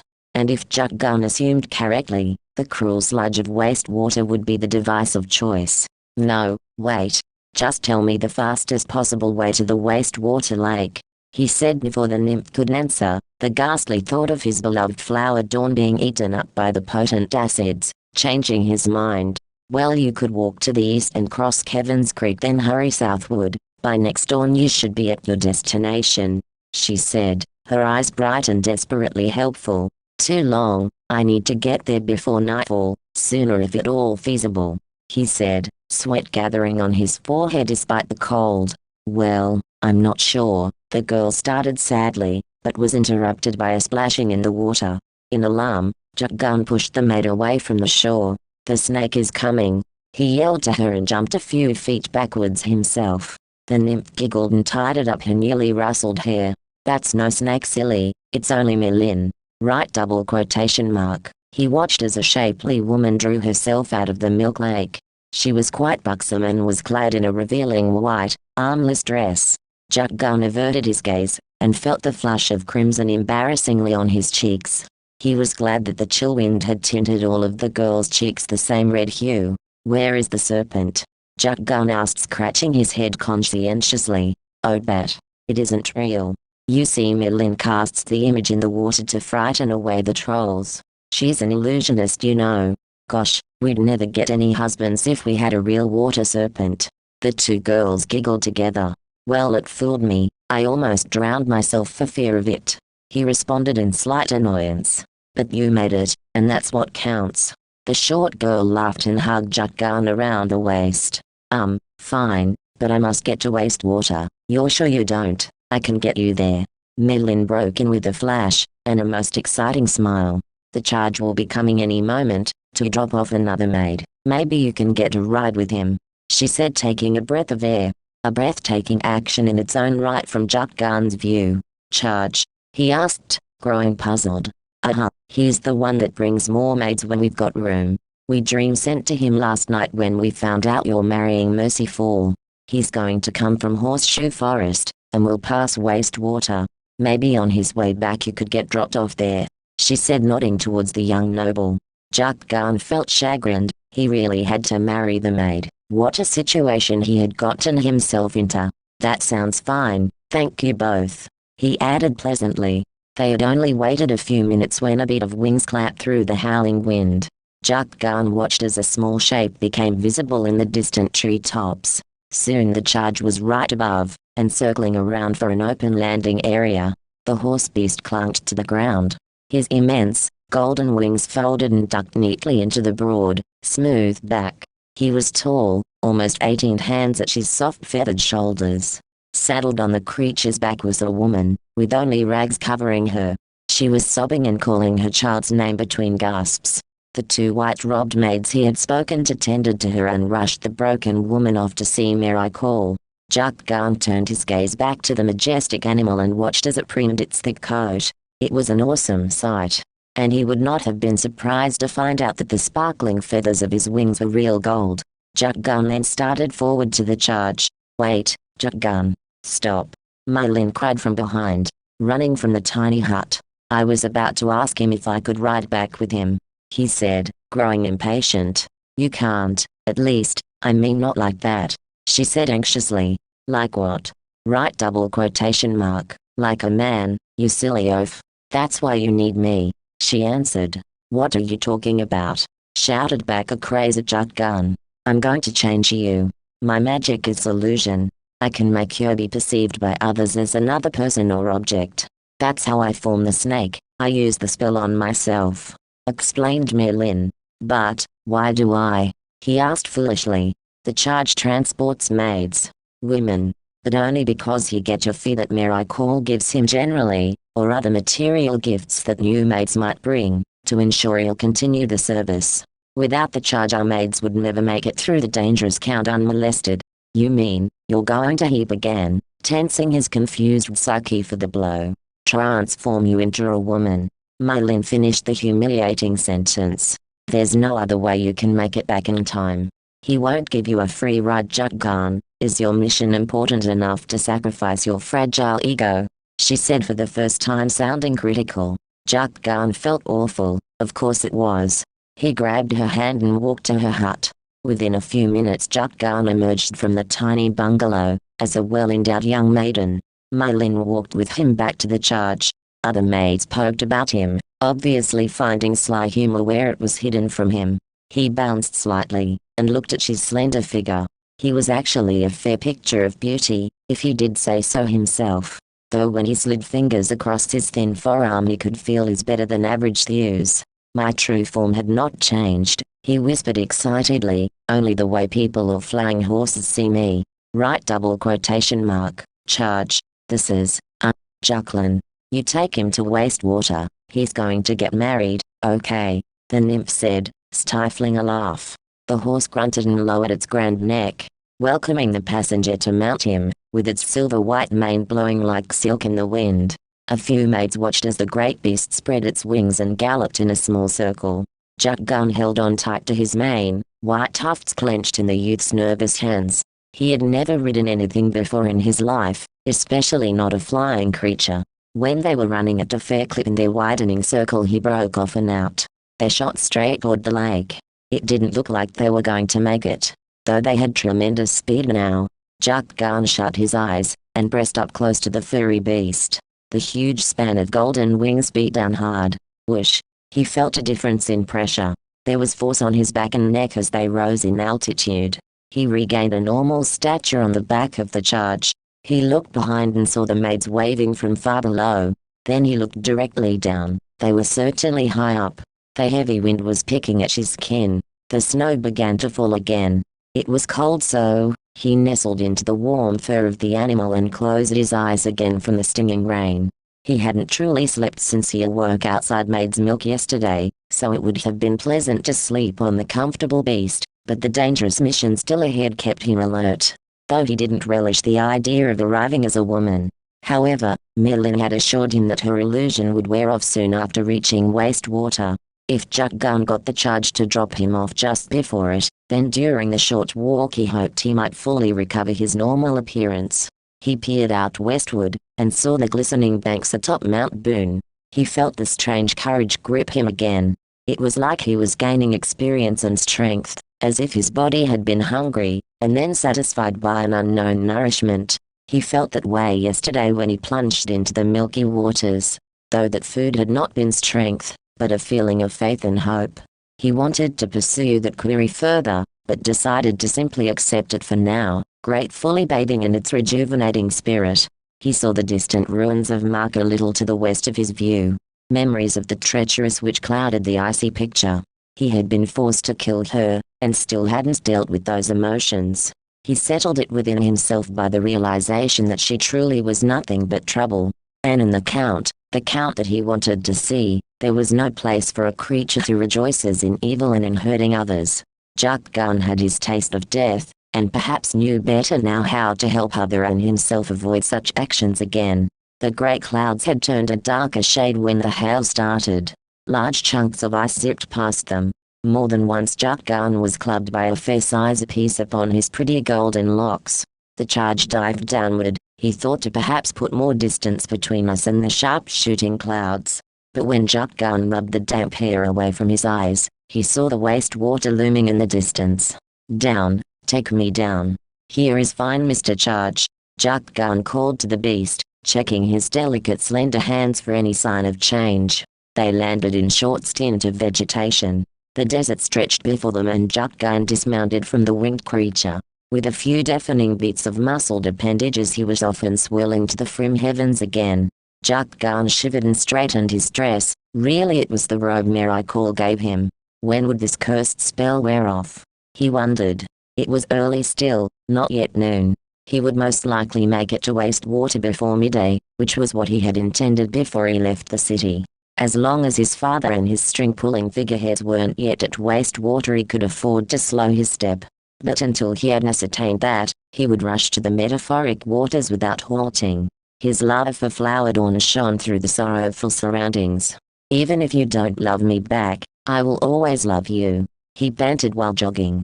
The Count degenerating uncaringly all around him. Jukgarn only hoped that the maids could muster up her love with a happiness dream. Though when last he'd seen her, she looked as though nothing could dredge her back up and out of the muddy pits of constriction. She was a fragile, generous creature, with incredible power and heart, but lacking the essential love for herself, and only he could give that to her. If only she could believe in him. Chapter 16 Who was the man? Or the man who saved? Right double quotation mark. Jukgarn jogged with a light step. The sand beneath his slippers rough and cold. The snow had stopped its icy rage upon the wasteland, and the rare bits of vegetation he saw growing was limp and turning a brown hue of degeneration. Then, the cracks appeared. Not like the huge gap of the crack chasm, but tiny veins of emptiness, that formed as the Count slowly ripped apart at its seams. It was despairing. It was as the final druid had proposed when he warned that without Flowerdawn's flurry of happiness, the Count would thunder and storm, and the once beautiful region would begin to brittle and crack. This was the final stage of destruction, and it signaled the end of Ashings Count forever. The lords in the land had lost. There would be no abundance of trees for their lumber, no healthy streams for fresh water, no place for the wonderful creatures to live. The fairies of the forest would die, the nymphs in the rivers. The pixies resting upon the clouds would find no place to play when the rains fell. The most horrible of fates were upon them all. Wearily, Jukgarn cast his sight toward Wastewater, and the figures encompassing its destructive depths. Was I too late? The young noble feared to himself. Had they already thrown my love into the acids, and cancelled out any chance of reversing the damage to the Count? What else could I do, but run and see the events? If the dream scent had failed along with my miracle, then all was lost. He could only watch. Jukgarn started to bounce toward the lake, but stopped when he noticed he was still in the voluptuous form of maidenhood. "Halt, woman!"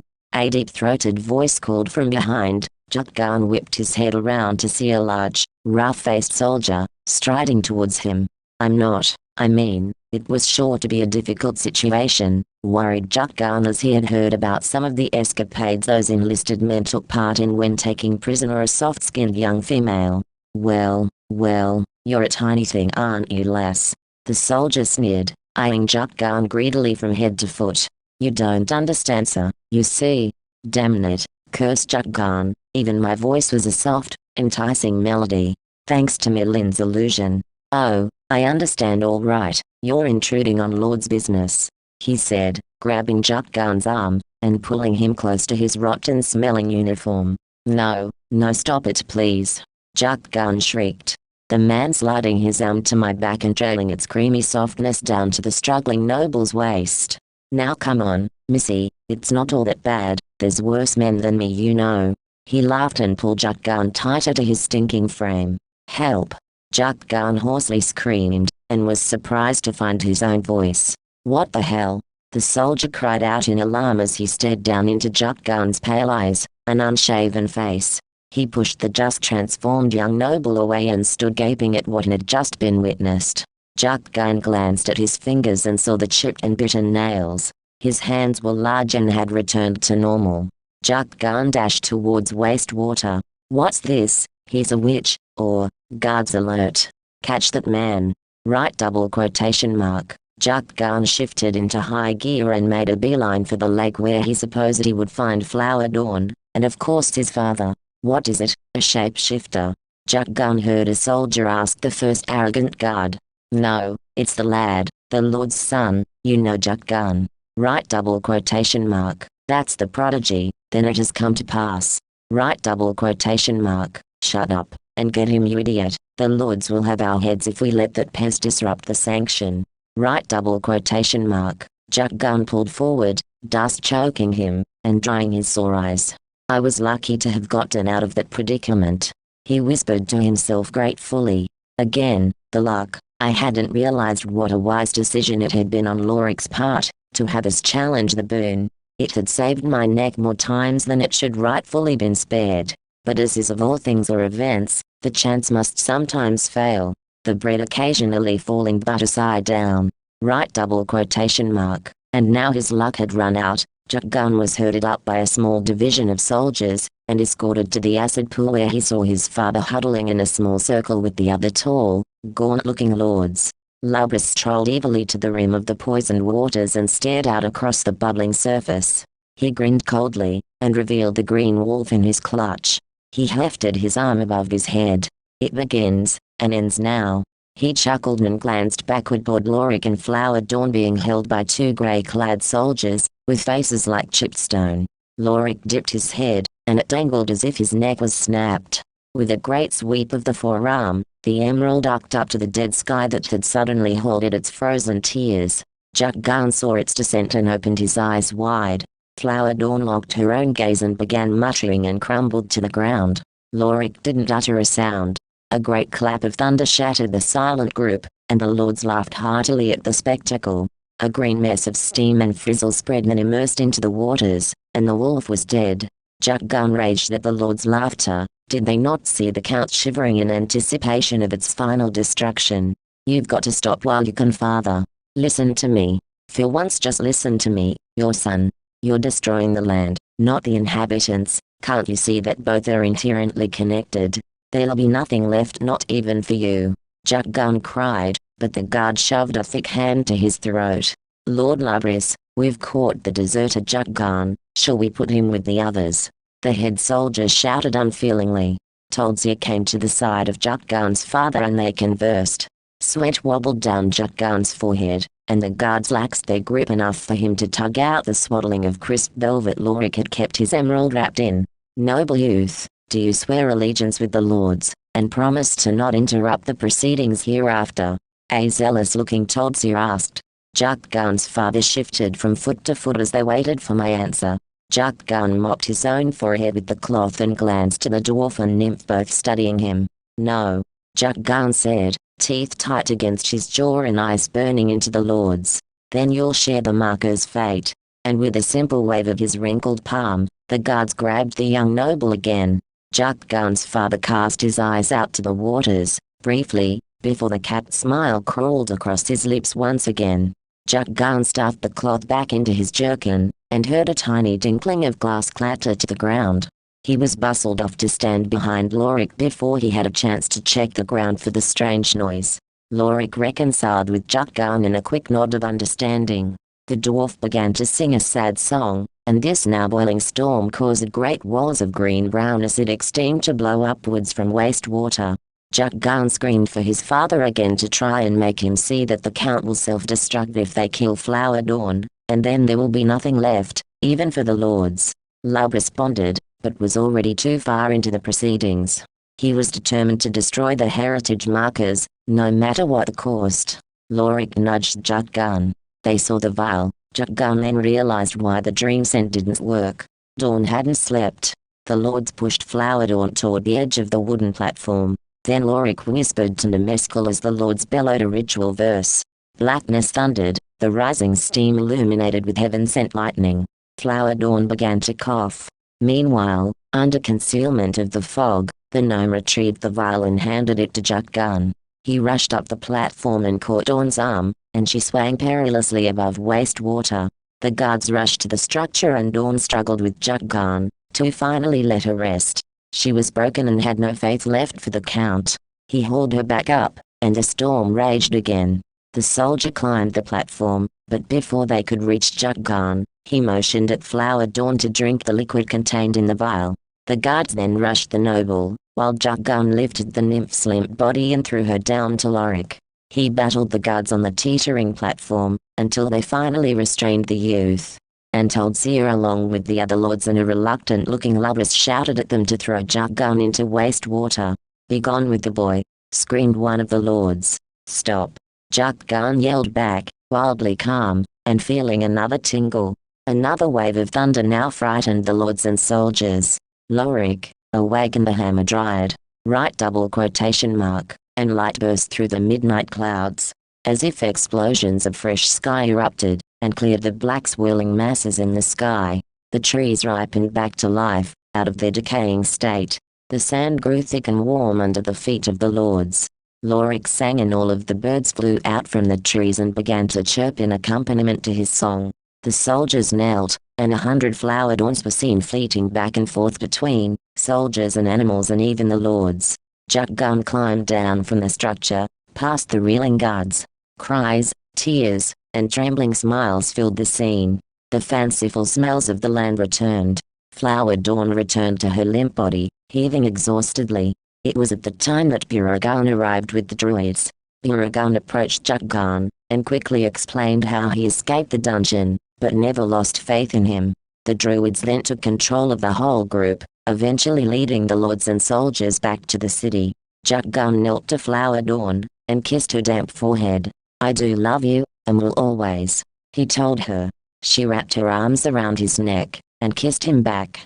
"The Count needs love, and I'm ready to return now," she said, smiling, but with her wonderful eyes filling with unhappiness. "I won't let you go alone. I promise you."